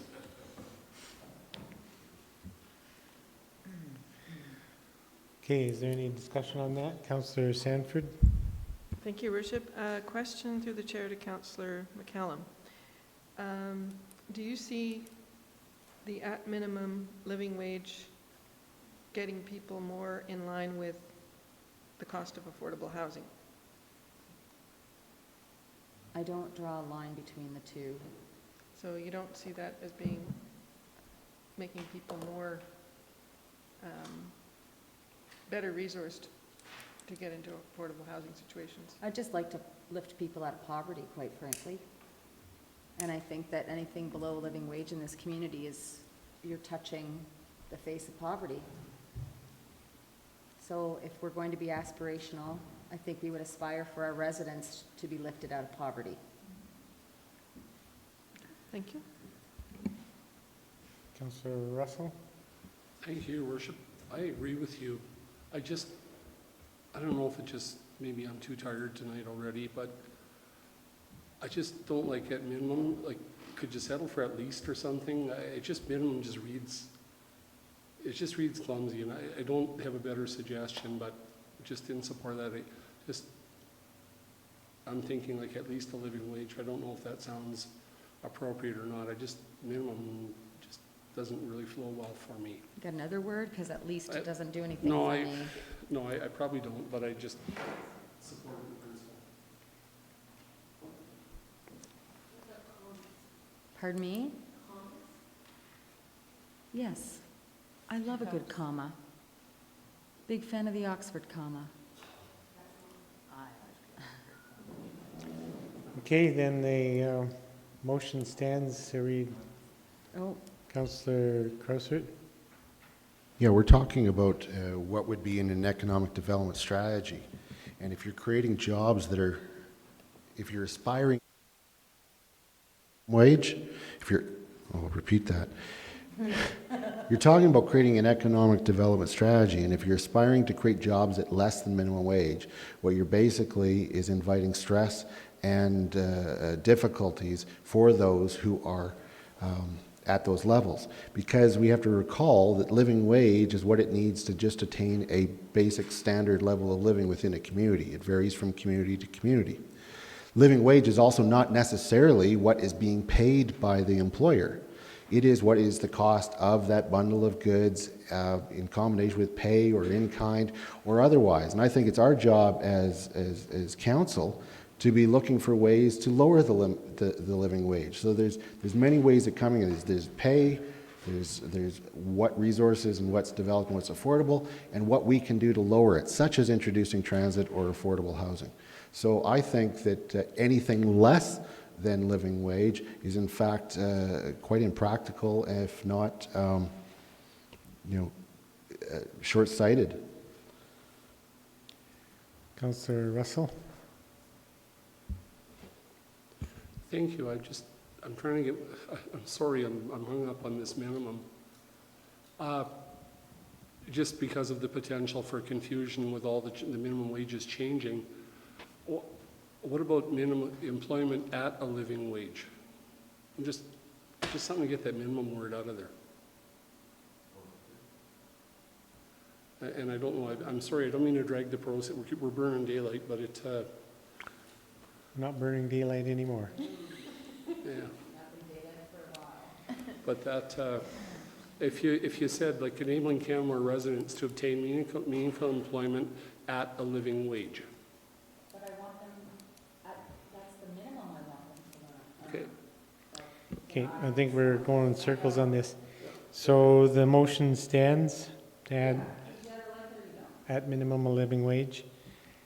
Call the question on that amendment. Those in favor? Opposed? Motion's carried unanimously. Thanks, Ed. Councillor Seeley, you had something for section 9?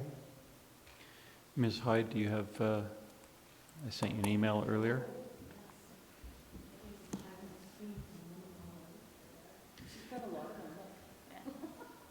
It's 9.1.10.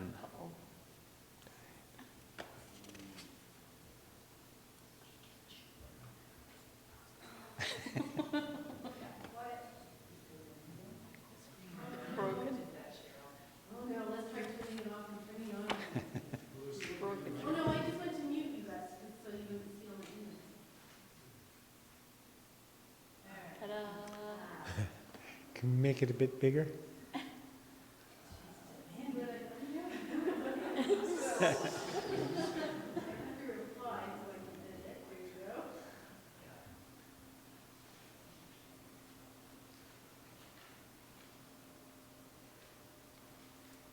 Change.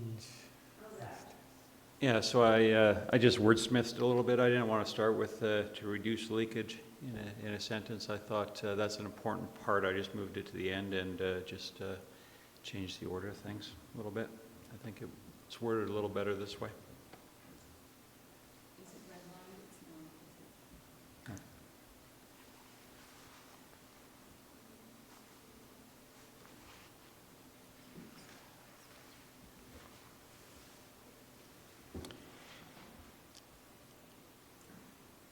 Is your light on to speak to this, Councillor McCallum? No, Okay.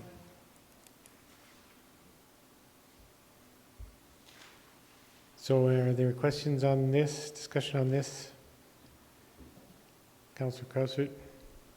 So just a question to Councillor Seeley, if I'm reading this correctly, it's essentially capturing what was there.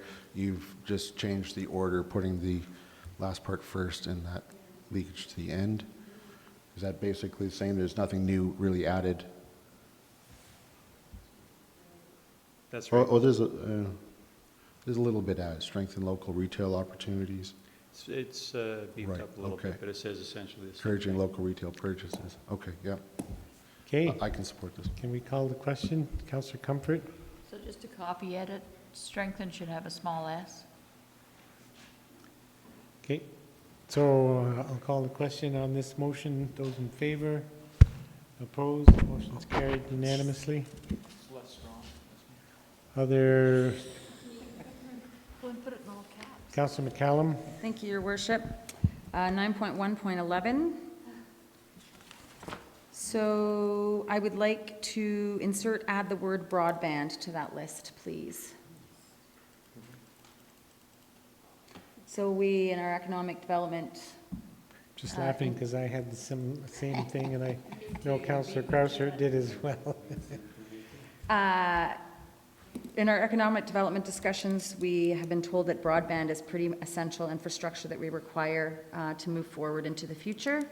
In addition to some of the other amenities or all the amenities and infrastructure that are listed here in 9.1.11, Okay. I would like to add broadband to that list. Okay, and is there discussion on that? Councillor Krausert? Just a friendly amendment, I was thinking that it should have broadband infrastructure or broadband technology or something like that. Sure.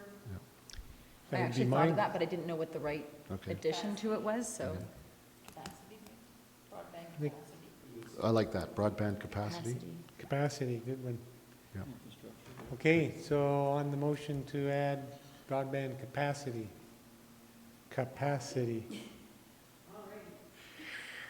Call the question, those in favor? Opposed, motion's carried unanimously. Anything else on section 9? I have one very small amendment for section 9.1.12, just to replace the word minimize with balance. So it reads strategies that balance the impacts of economic development on the day-to-day life of residents, et cetera, et cetera.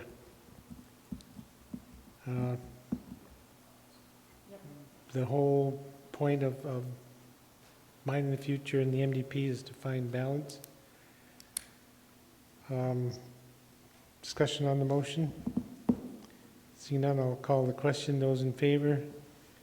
Opposed? Motion's carried unanimously. Section, is there anything else on section 9? Section 10? Oh, Councillor McCallum, did you have something? I do, 10.2.1. A. Considering the effects of new commercial development proposals, commercial land allocations, and transportation priorities on the town center. And I'd like to add, while balancing commercial needs throughout the community. So I understand the importance of the town center as the cultural and commercial hub, but I want to make sure that as other parts of Canmore develop out, we give a nod to the nodal commercial needs of those neighborhoods.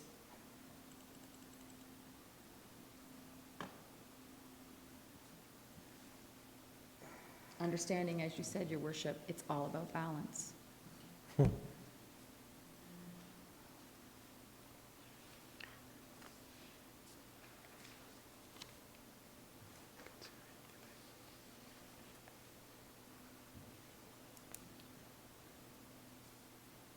Yeah, I'm okay with that. Any discussion? Seeing none, I'll call the question. Those in favor? Opposed? Motion's carried unanimously. Anything else for section 10? Councillor Sanford? I have an amendment to 10.1.7. 1.7.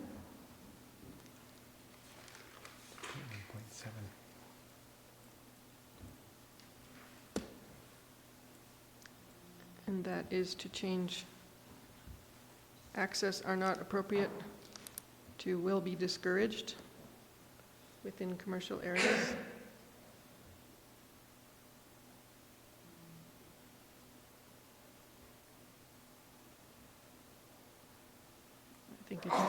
I think it's more in line with the expected action versus the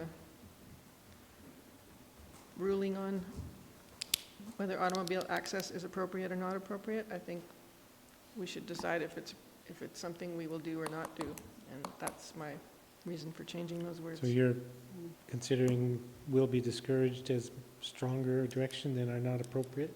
Well, I think it's the action that we intend to take. Right. So you intend to strengthen that? Right, so it's strengthening that. Okay, any discussion on that?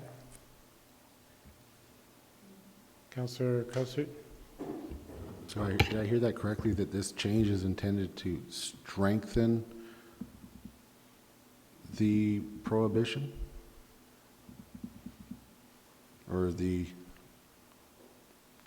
because I think it weakens it.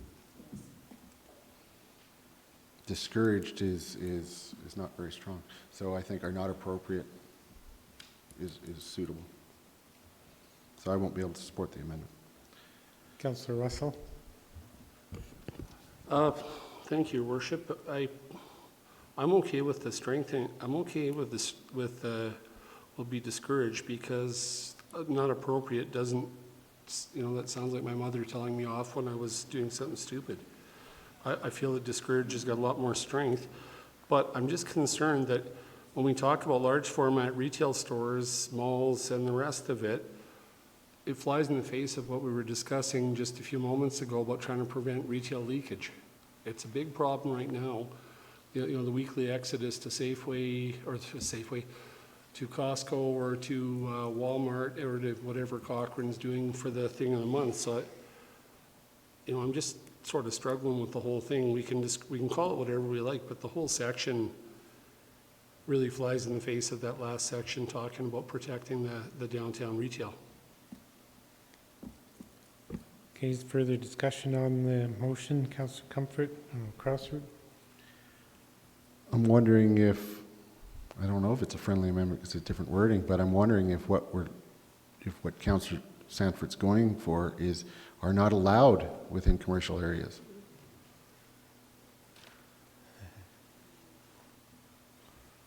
Councillor Sanford? Well, if that's the interpretation of are not appropriate doesn't tell us what we're going to do about it. So if we're going to say will be discouraged or not allowed, that tells us what the status of large format retail stores within commercial areas, that's the relationship, is that they're either not allowed or will be discouraged. So, How about we, a friendly amendment, have both? They're not appropriate and will be discouraged. well, I think will be discouraged gives us some flexibility there. Not allowed is pretty much cut and dried. Okay, well, to me, it's basically the same, saying the same thing, so I can support the amendment. Is there other discussion on the question? Seeing none, I'll call the question. Those in favor? Opposed? Motion's carried with Councillor McCallum and Crowsert in opposition. Other amendments for Section 10? We're still on 10.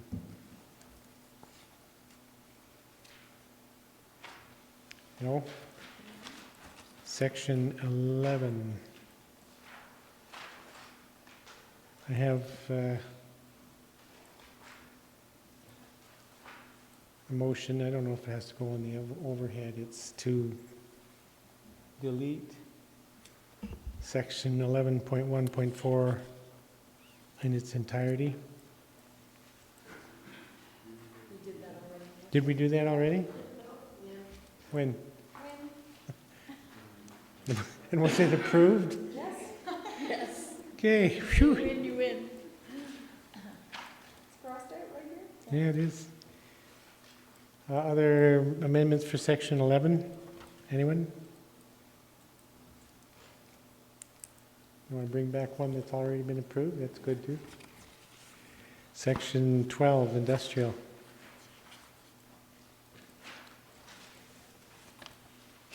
No. Section, Councillor Russell? Thank you, Your Worship. I guess this actually, rather than an amendment, perhaps becomes a question that we'll have to put back across. Natural resource extraction, Section 12.1.9. Because of the environmental sensitivity of lands within town Canmore, the establishment of new or the expansion of existing natural resource extraction operations will be discouraged. And the question I have with this is, Grizzly Paw Brewing, they're taking water out. Does that fall under the definition of natural resource extraction? Because if it does, we need to rethink this whole section. Or bottled water. I'm not sure if the bottled water people out here are bottling locally or not. We're not doing it here. I don't know. Well, I don't know maybe. that for certain, but I'm just asking if that's the case, do we consider the use of water as natural resource extraction?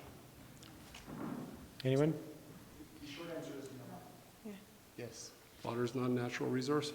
Not under, Okay, then I have no issue. Okay, other proposed amendments for Section 12? See none. Section 13?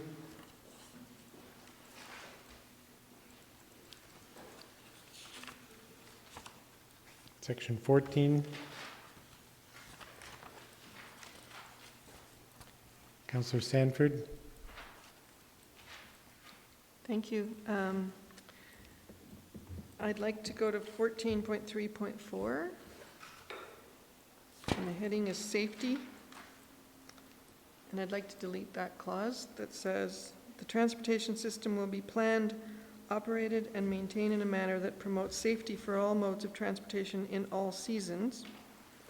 And the reason I'm suggesting that is because in the section just before 14.3.3, there is a list of the conditions under which transportation opportunities will be provided, and it's A to J. In J, it says, can be constructed and maintained in a responsible and sustainable manner. So to go to the next line and suggest that we will be doing something more than that, basically, I think undermines what's being said earlier in that. I think the operative thing is can be constructed and maintained in a responsible and sustainable manner. So I'd like to see number 14.3.4 taken out. So you're suggesting they say the same thing?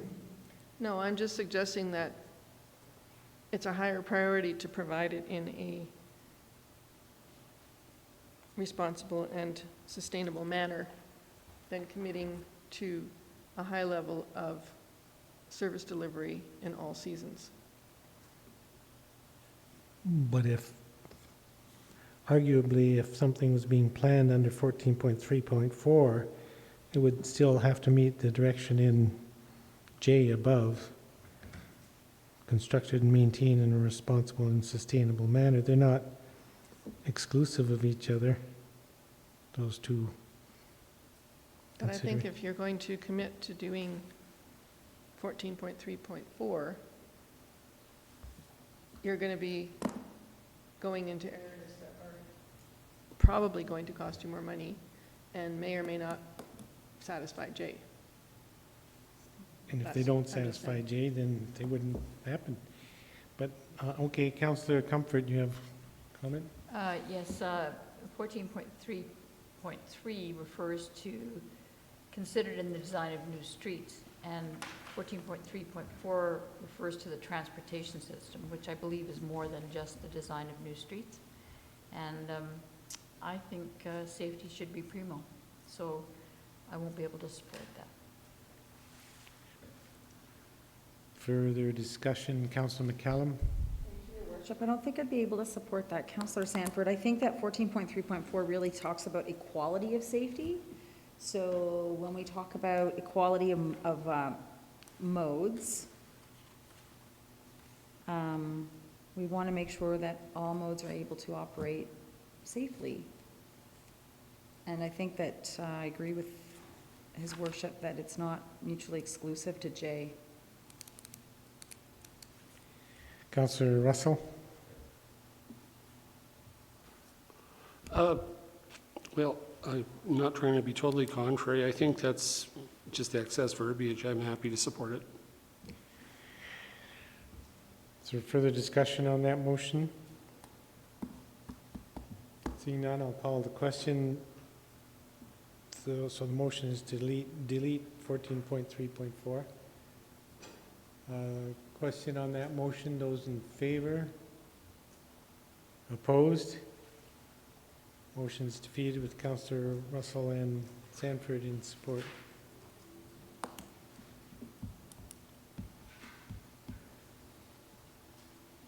Councillor McCallum, did you have something? No. Anything else in section 14? Section 15? Section 16? 17?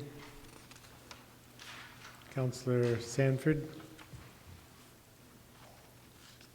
I have an amendment to 17.3.3, and that is the referral area. That was the discussion I was having with Ms. Wojtenko early in the process of just clarifying that the town will communicate with adjacent jurisdictions to refer land use and development applications for review in close proximity to the town's municipal boundary. And I'm just suggesting we add for review.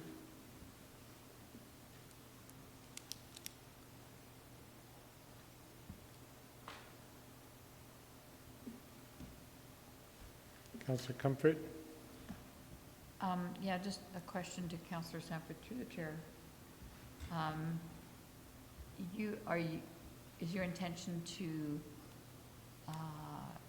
make a review mandatory when those plans are submitted? Those projects and land use and whatever?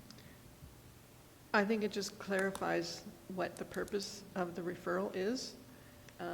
If we're going to get information, I mean, I think it's important to know that there is reference between jurisdictions, and that what is the purpose of that reference, and it's to review what neighboring municipalities are doing.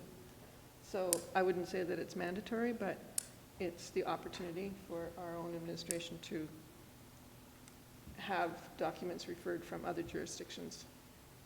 So, Are you meaning it for information or actually for review with input?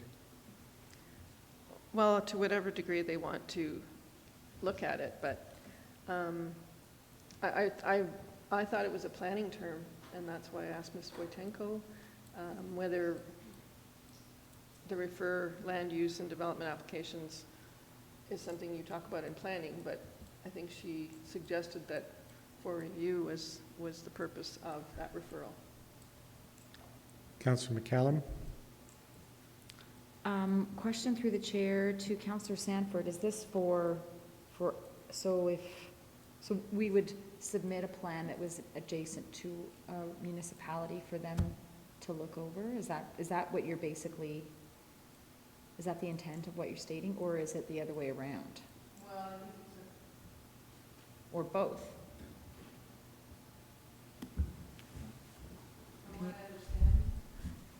from Ms. Wojtenko's explanation is that it's information that goes back and forth between jurisdictions. I'm still struggling to understand your intent. Well, I was trying to understand what it meant, so I'm trying to be, she suggested that wording might make it more clear. Councillor Sanford?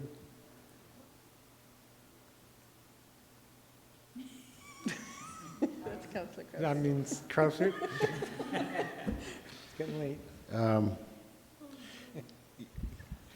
We have to always read each section in conjunction with the other sections. This is simply defining the referral area. The important thing is in close proximity to the town's municipal boundaries. The actual regional cooperation is described in the above two sections.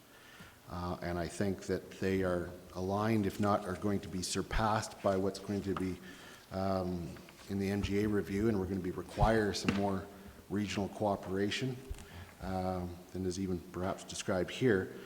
But I wouldn't support the amendment because I think that it's redundant based or even potentially contradictory to what's described above. Councillor Russell? Thank you, Worship. I wonder, Councillor Sanford, would you accept a friendly amendment to state for review and comment, not just for review? Would you see that as a, because we're not looking for them to review it and, just, hi, here's what we're, the way I read what that would say as you're saying it, here's our stuff, here's what we got going on, do you want to give us any comments back? Well, I would leave it to the discretion of administration to be aware of and participate in whatever process there is, because I think it's incumbent on the town to know what's happening on its peripheries and for our own administration to be involved in it. And so I think the referral process is something that's available to us, and that's how I see it, is that it's up to administration to do what they're going to do with that referral. And that was Ms. Wojtenko's suggestion of a wording change if it needed more clarification. Otherwise, I don't really understand, what the refer land use and development applications, I don't understand what action would be taken or what impact it would have on us. I don't know. I just read it as being for information. I have something to add. Councillor Crosthwaite? Well, I oppose the amendment. In the instance that it is supported, I would suggest that the for review be placed somewhere else in the sentence, because this now tells us that we will communicate with adjacent jurisdictions about applications, but we must do so in close proximity to the municipal boundary. I think we have to move, we'll communicate with adjacent jurisdictions to refer land use and development to refer for review land use and development applications in close proximity to the town's municipal board. I think is more appropriate if it were to be passed.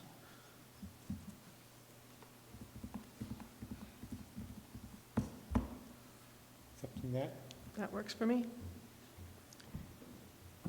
Further discussion on the motion?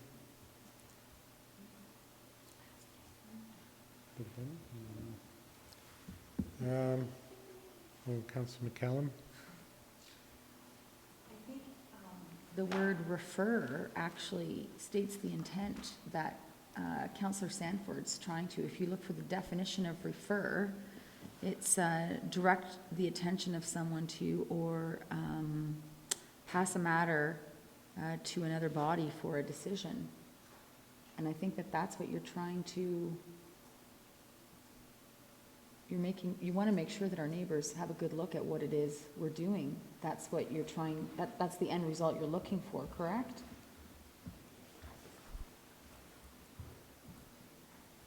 No?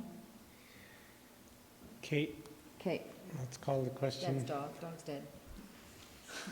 We beat it. So, as shown on the overhead, that's the proposal.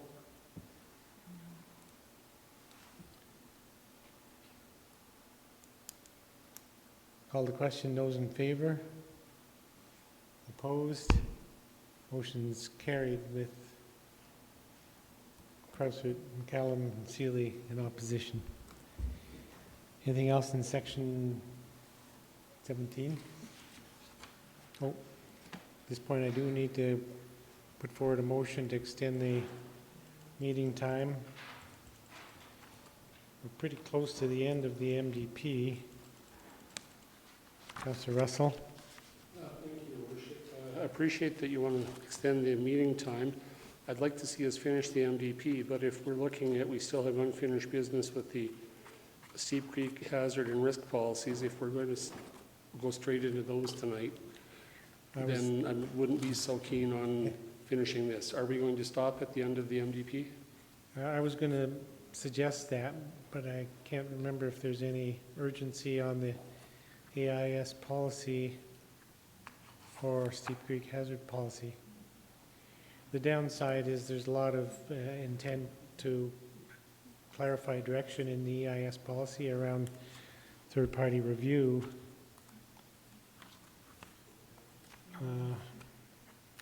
So it's going to be quite germane to understanding the changes in the MDP.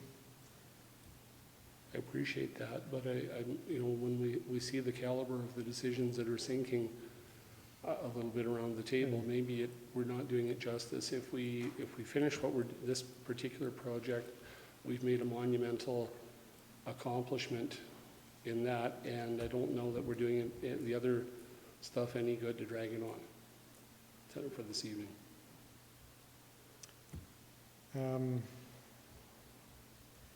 So a motion to extend has to be majority, or?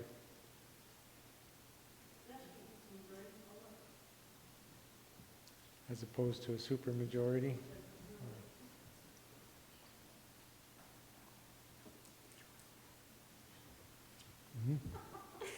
I had that job for 5 years. You wanted to say something, Councillor? No, I did.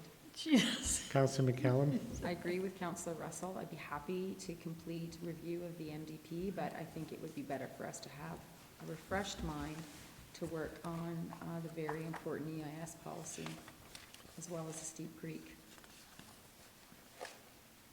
I think we've done some great work.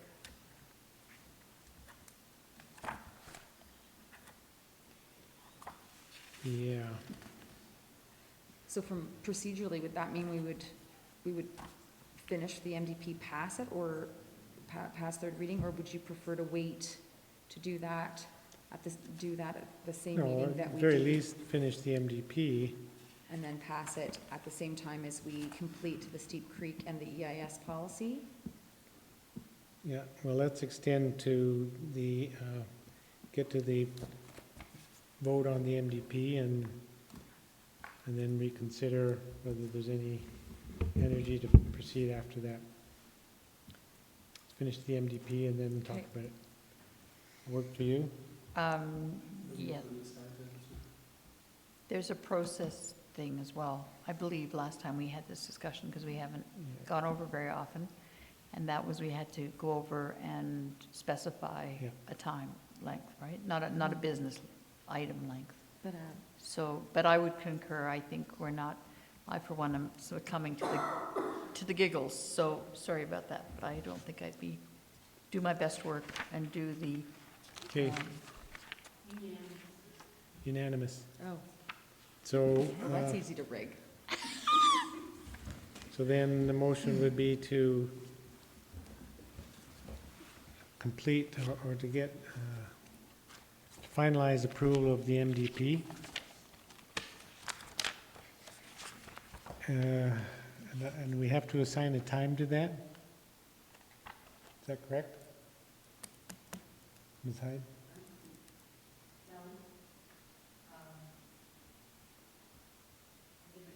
In 3.4, it just says meeting shall not exceed 4 hours in length unless the members present unanimous consent to an extension, but it doesn't say anything about how long or what the extension is.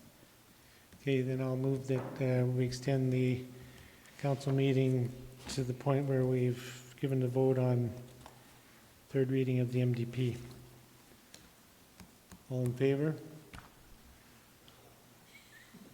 Opposed? Oh, That was close. Okay, well, let's pick it up here. Let's move it. Okay, did we finish section 17 or did we start it? You finished. Okay, section 18. Very important section. We have a couple of motions on that. Can this go on the overhead? Thanks. So in the introduction to section 18, I move that we add a sentence at the end to read, "It is incumbent upon members of council and senior administration to review the MDP prior to establishing a strategic vision or business plan." And that's, one would think, stating the obvious, but I think it's important to state it, that after all the work we've done and we will have done in approving an MDP, that it becomes an active tool, and councillors particularly are reminded to go through the MDP at every time when we're doing that sort of long-term planning. Chocolate. Is there discussion on that motion? Yes. Councillor Comfort? I think that's a great suggestion, and I will support it. Is there any other discussion on the motion? Councillor Russell? We're referring to the top one, correct? Section 18, implementation monitoring? Yeah, it's the introduction. Thank you. Okay, calling the question, those in favor? Opposed? Motion's carried unanimously.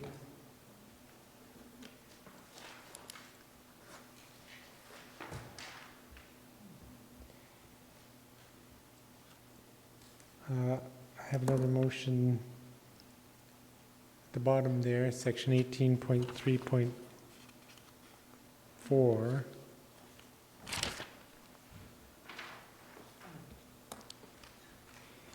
To reword the section.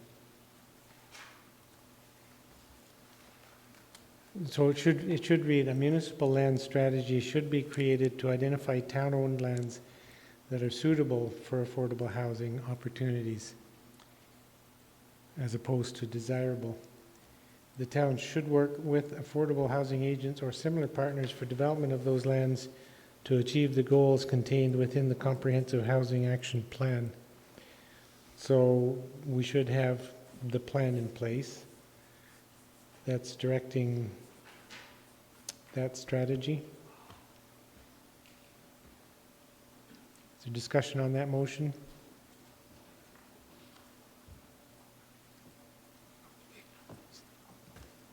Yes, Councillor Comfort? So pedantry again. Town-owned should be hyphenated. Right you are. Town-owned should have a hyphen between.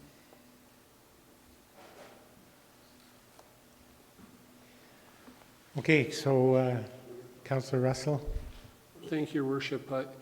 I'm not sure what the term affordable housing agent actually means, or a similar partner, and I wonder if you'd consider it a friendly amendment to say the town should work with partners for development of those lands.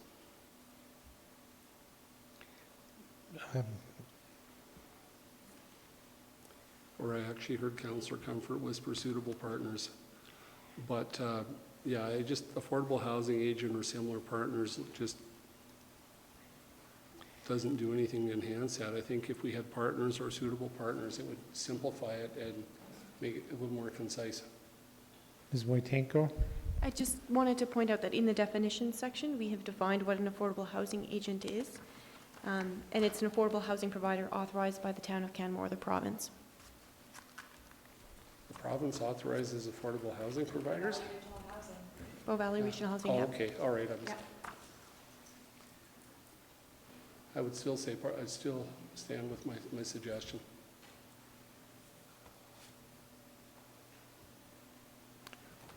So your motion is to, what? I was offering it as a friendly amendment to remove affordable housing agents or similar partners, or similar, and just Okay. suitable so partners. Given the definition, I wouldn't accept that as a friendly friendly amendment. So then the motion stands as presented on the overhead. Further discussion on the motion? Seeing none, I'll call the question. Those in favor? Opposed? Motion's carried with Councillor Russell in opposition. There's motions for section 18. Councillor Comfort? I just have a question regarding telecommunications protocol.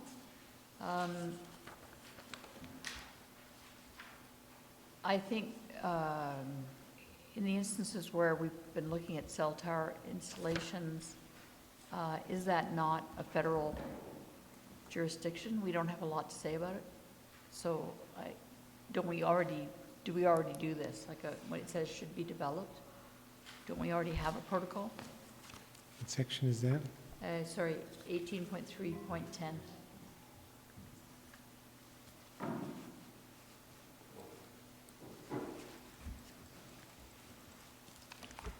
So there's I'm getting tired too, sorry. Under the, oh my goodness, I can't even think of the name of the, thank you, Industry Canada. They have the guidelines for, and they have the approval authority for that. They do outline a very base minimum communications kind of strategy with the municipality for approving that, but it's up to the municipality to come up with what that protocol looks like. Okay. And good to know. And does that include things like broadband and other kinds of infrastructure? So the telecommunications, it's a list of things that Industry Canada approves. Okay. So if it fits that list, then it goes under this telecommunications protocol. Gotcha. Okay. Thank you. So you're good? Yep. Other amendments for section 18? I have two more. If somebody would put that up. The top two, thanks.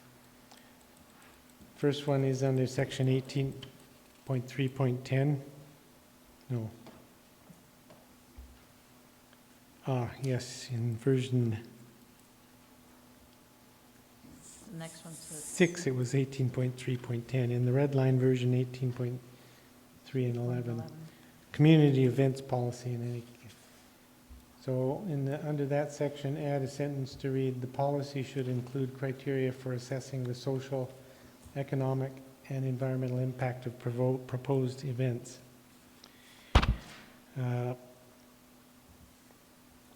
that really is just to speak to the growing concern that I hear about the social impact, at least, of special events. And to insert that into the MDP is just being intentional to have that to be one of the considerations within the policy. Is there a discussion on the motion? Seeing none, I'll call the question. Those in favor? Opposed? Motion's carried unanimously. And then if we could squinch that up a little bit for the next one. Section 18.4.2, implementation and monitoring. Add 18.4.2. Right. So currently the direction there is that a list of indicators and measures should be created for which the town can quantify the progress towards reaching the goals of this plan and can evaluate the plan for its effectiveness. And I would add a sentence to read, "There will be an annual report made public providing the progress as shown in the results of the indicators and measures list." And I think the intent of that is fairly straightforward, just to report on how we're doing with the MDP. Is there discussion on the motion? Seeing none, I'll call the question. Those in favor? Opposed? Motion's carried unanimously. That's all I have for section 18. Anything else? Councillor McCallum? No, I've got something for section 19. Sorry. Section 19 then. Councillor McCallum? Thank you, Your Worship. Map 4, I have a motion here to amend Map 4 to add the 1998 approved corridor and 2002 unapproved corridor in the area stated under review.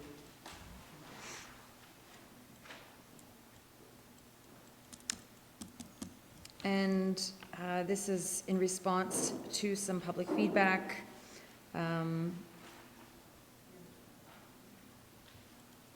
And we know that there's potential for these corridor alignments to change. It would be nice to know what we go from and to. Speaking to that motion, I'm happy to support it. I had intended to bring the same motion forward. I think it's simple to reflect on map 4 the existing approved corridor, and it could be shown in a lighter color for that matter. It's clear that the oval outlines an area under review, so that currently approved corridor may be changed. So I agree it makes the map more clear. Councillor Krausert?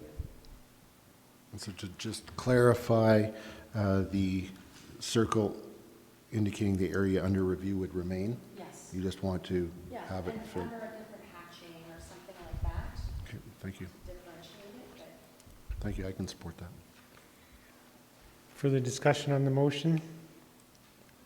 Seeing none, I'll call the question. Those in favor? Opposed? Motion's carried unanimously. I have a motion for map 1 to amend map 1 growth boundary to remove the Quarry Lake from within the growth boundary. And that was a suggestion from a member of the public.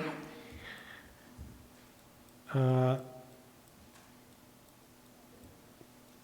Quarry Lake is currently heavily protected under conservation easements, and with a foundation that works with the town, it's very unlikely that there should ever be any expectation of development of those lands, but by removing it from the growth boundary, then it's just one more clear indication of the intent to protect those lands. Councillor McCallum? thank you, Your Worship. I just want to make sure that if we do that, that does not preclude the Heritage Foundation from doing upgrades, bathrooms, facilities. I use a small F, facilities, meaning bathrooms, I guess, and benches, etc. No, I don't think it would. I know that exists there. I just want to make sure that removing it doesn't.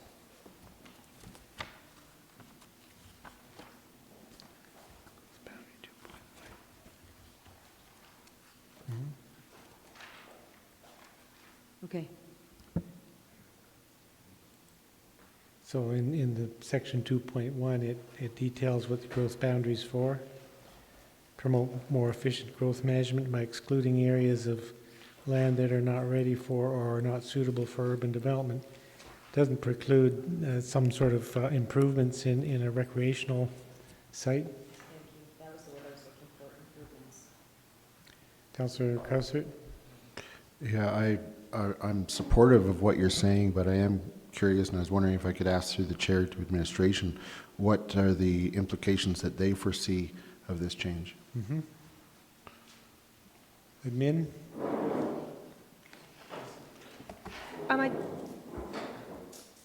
So, at this point, it's unclear.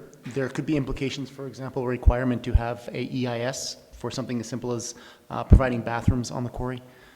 So this is something it could have unintended consequences that we would probably prefer to have time to review before. I did address this in my staff report as well, that it was a recommendation put forward by the public. I disagreed with the comments from the public and stated that not all of the recreational spaces in the town are outside of the urban growth boundary. Just because you're in the urban growth boundary doesn't mean that you're slated for residential development. There are some parks which are natural. There are some parks and open spaces which are actually more for human use. So Quarry Lake is a heavily used area by the public, and it is more of an urban park in nature. There's other parks in the town of Canmore which are more natural, and they've been put into more of the conservation area. So Quarry Lake is very heavily used. It's meant for people, whereas other open spaces, and so the other types of open spaces that are in this category would be like, for example, golf course areas. So we haven't removed those from the urban growth boundary. Doesn't mean that they're going to be developed for residential, just means that those are open spaces for people, for recreation. Okay, given that there may be unintended unintended consequences, thank you. I'll withdraw my motion. I think I can. Are there any other amendments to propose for section 19? Pardon me? Okay, I'll need a vote then to withdraw the motion. Those in favor? Opposed? Motion carried unanimously. Section 20. That's the appendices, definitions. I have one amendment to propose for that section.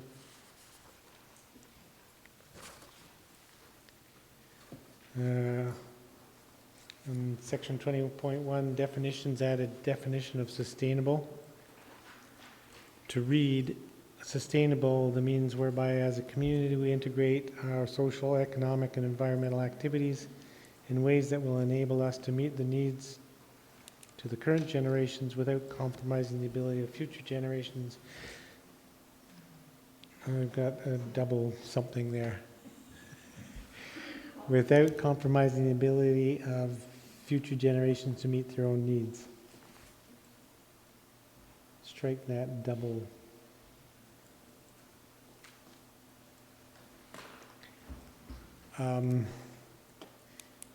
The source of the definition is Mining the Future document. And we speak quite a bit throughout the MDP about sustainability and sustainable actions, so I think it's behooves us to have a definition in the appendices.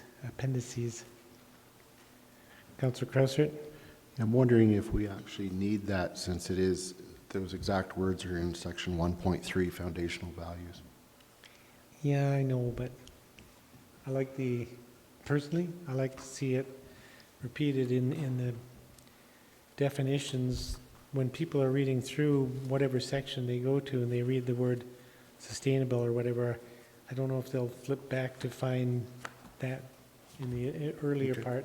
Sure. Or more likely they'll flip to the definitions. Sure, I'll support that reasoning. Further discussion on the motion? Councillor Comfort? Sorry, I think it should be current generation without compromising the ability of future generations. The current generation?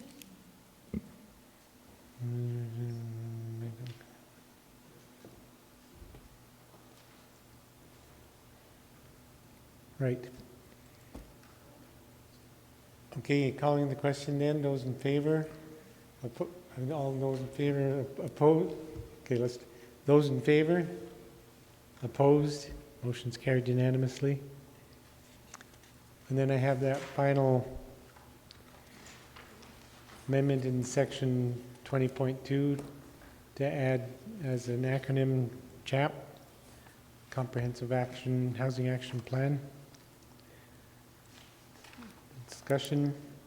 Seeing none, call the question. Those in favor? Opposed? Motion's carried unanimously. Are there any other proposed amendments for section 20?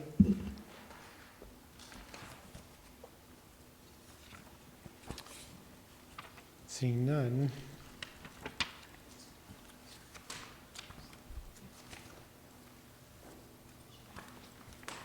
That will bring us back to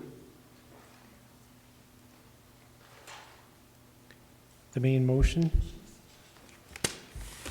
Oh, yes?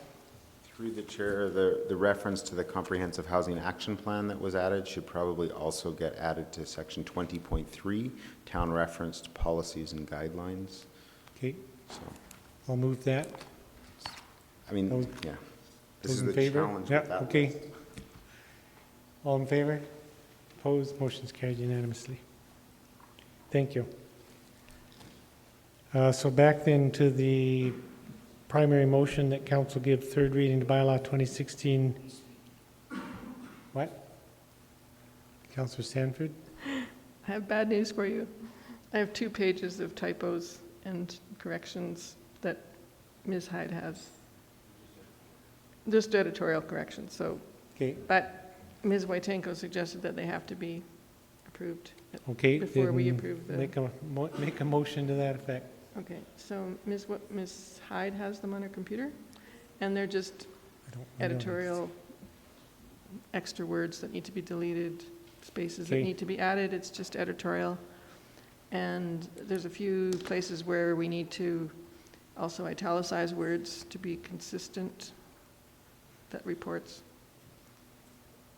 So I was encouraged to do it as a one-shot effort, so that we didn't have to go through them one by one.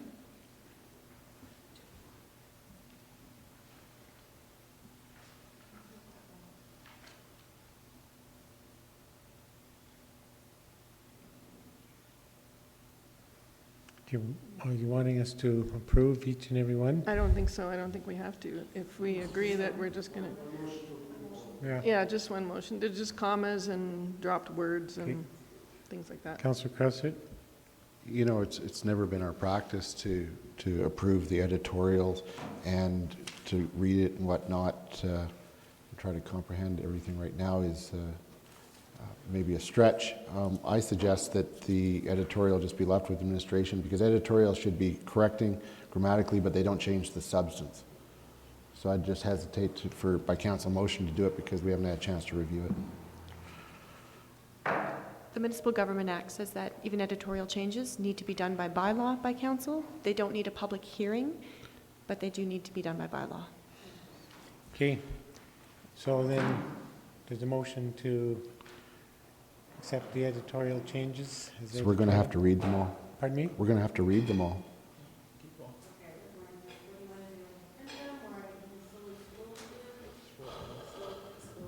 Yeah. Do you want to speak to each one then? Well, we can just read them. Okay. Okay. Okay.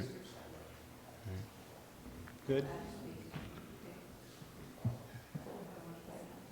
Scroll down.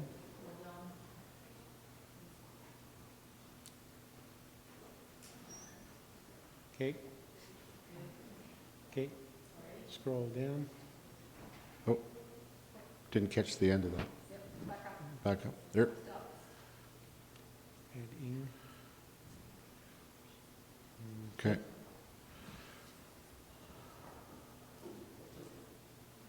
Okay. Yeah. What's that one? Oh, back up. Back up. There. Italicize, italicize. Okay. Italicize, italicize, okay. Scroll down. Okay. Size, okay. That's it. That's it. Okay. Woo. All right. Piece of cake. Okay, then the motion is to accept all those. Those in favor? Opposed? Were you voting? What? The youth needs assessments maybe should be, is that a town policy and guideline?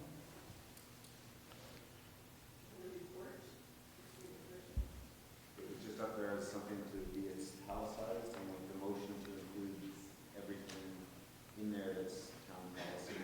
That's the section, and then 1.3 sections, I guess. But if the meeting's adjourned, the meeting's adjourned. Not adjourned yet. So the motion was to italicize those words. But you're saying that's not a town policy? It's just a referred document?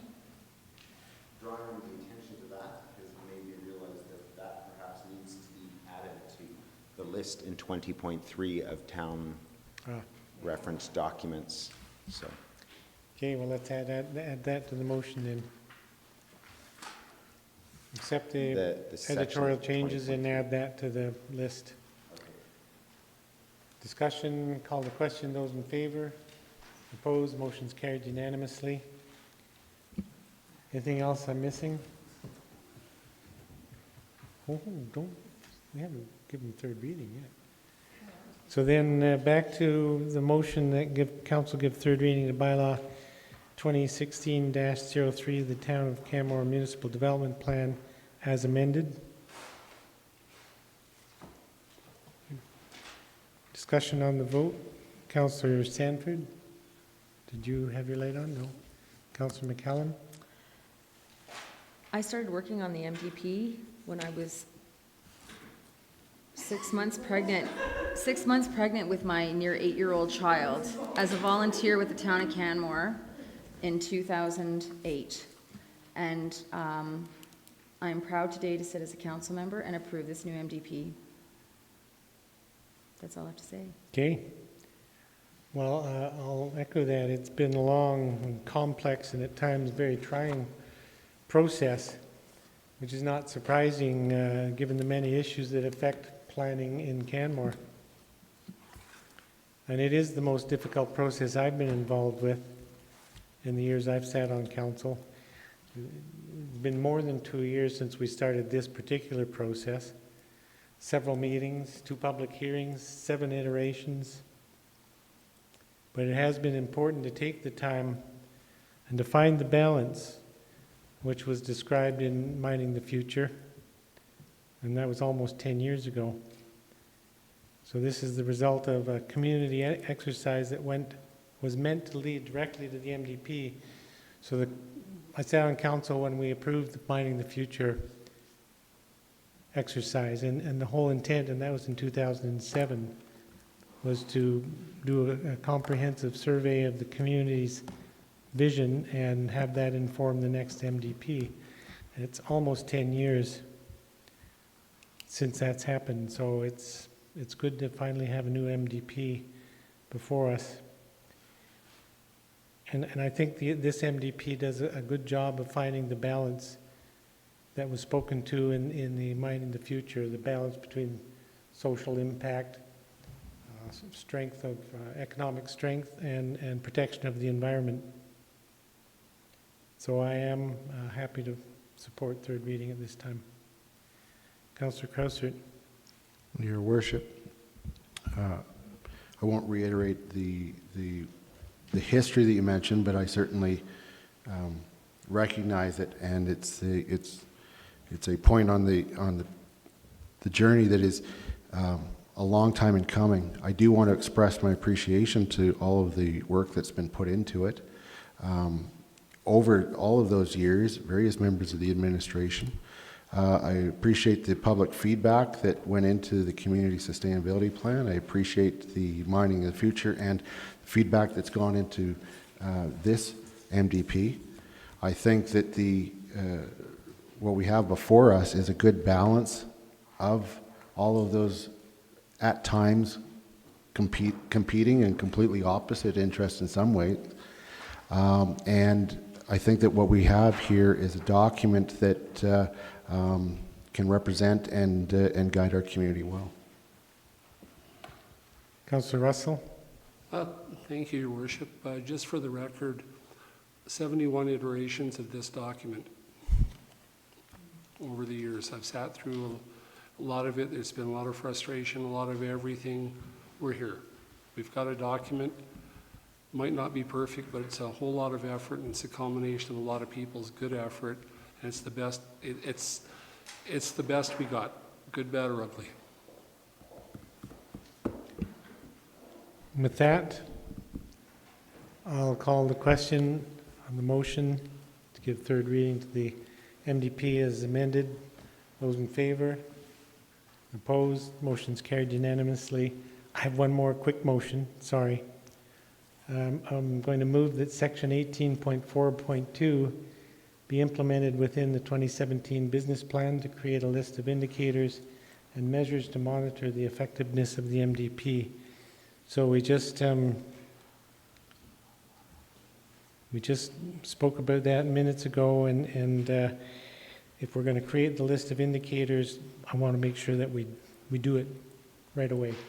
So this direction is just simply to, in 18.4.2 says it should be created, and I'm saying with this motion it should be created in 2017. So discussion on that motion? Seeing none, call the question. Those in favor? Opposed? Motion's carried unanimously. And I will move that council be adjourned. Oh, no, we have to. Right, we have to. So, in regards to the environmental impact statement policy and the flood hazard and risk policy, we need to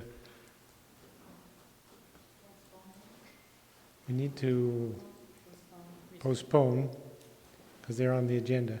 So I'll move that we postpone those two items to the next most opportune possibility for council to meet. Anybody got anything better to say for that? Councillor Crouchit? Doesn't it have to reference a specific date according to our procedural bylaw?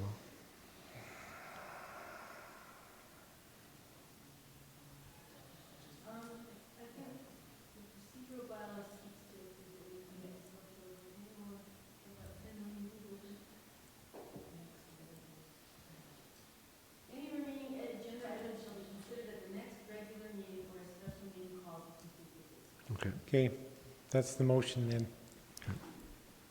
Discussion on that? See none, call the question. Those in favor?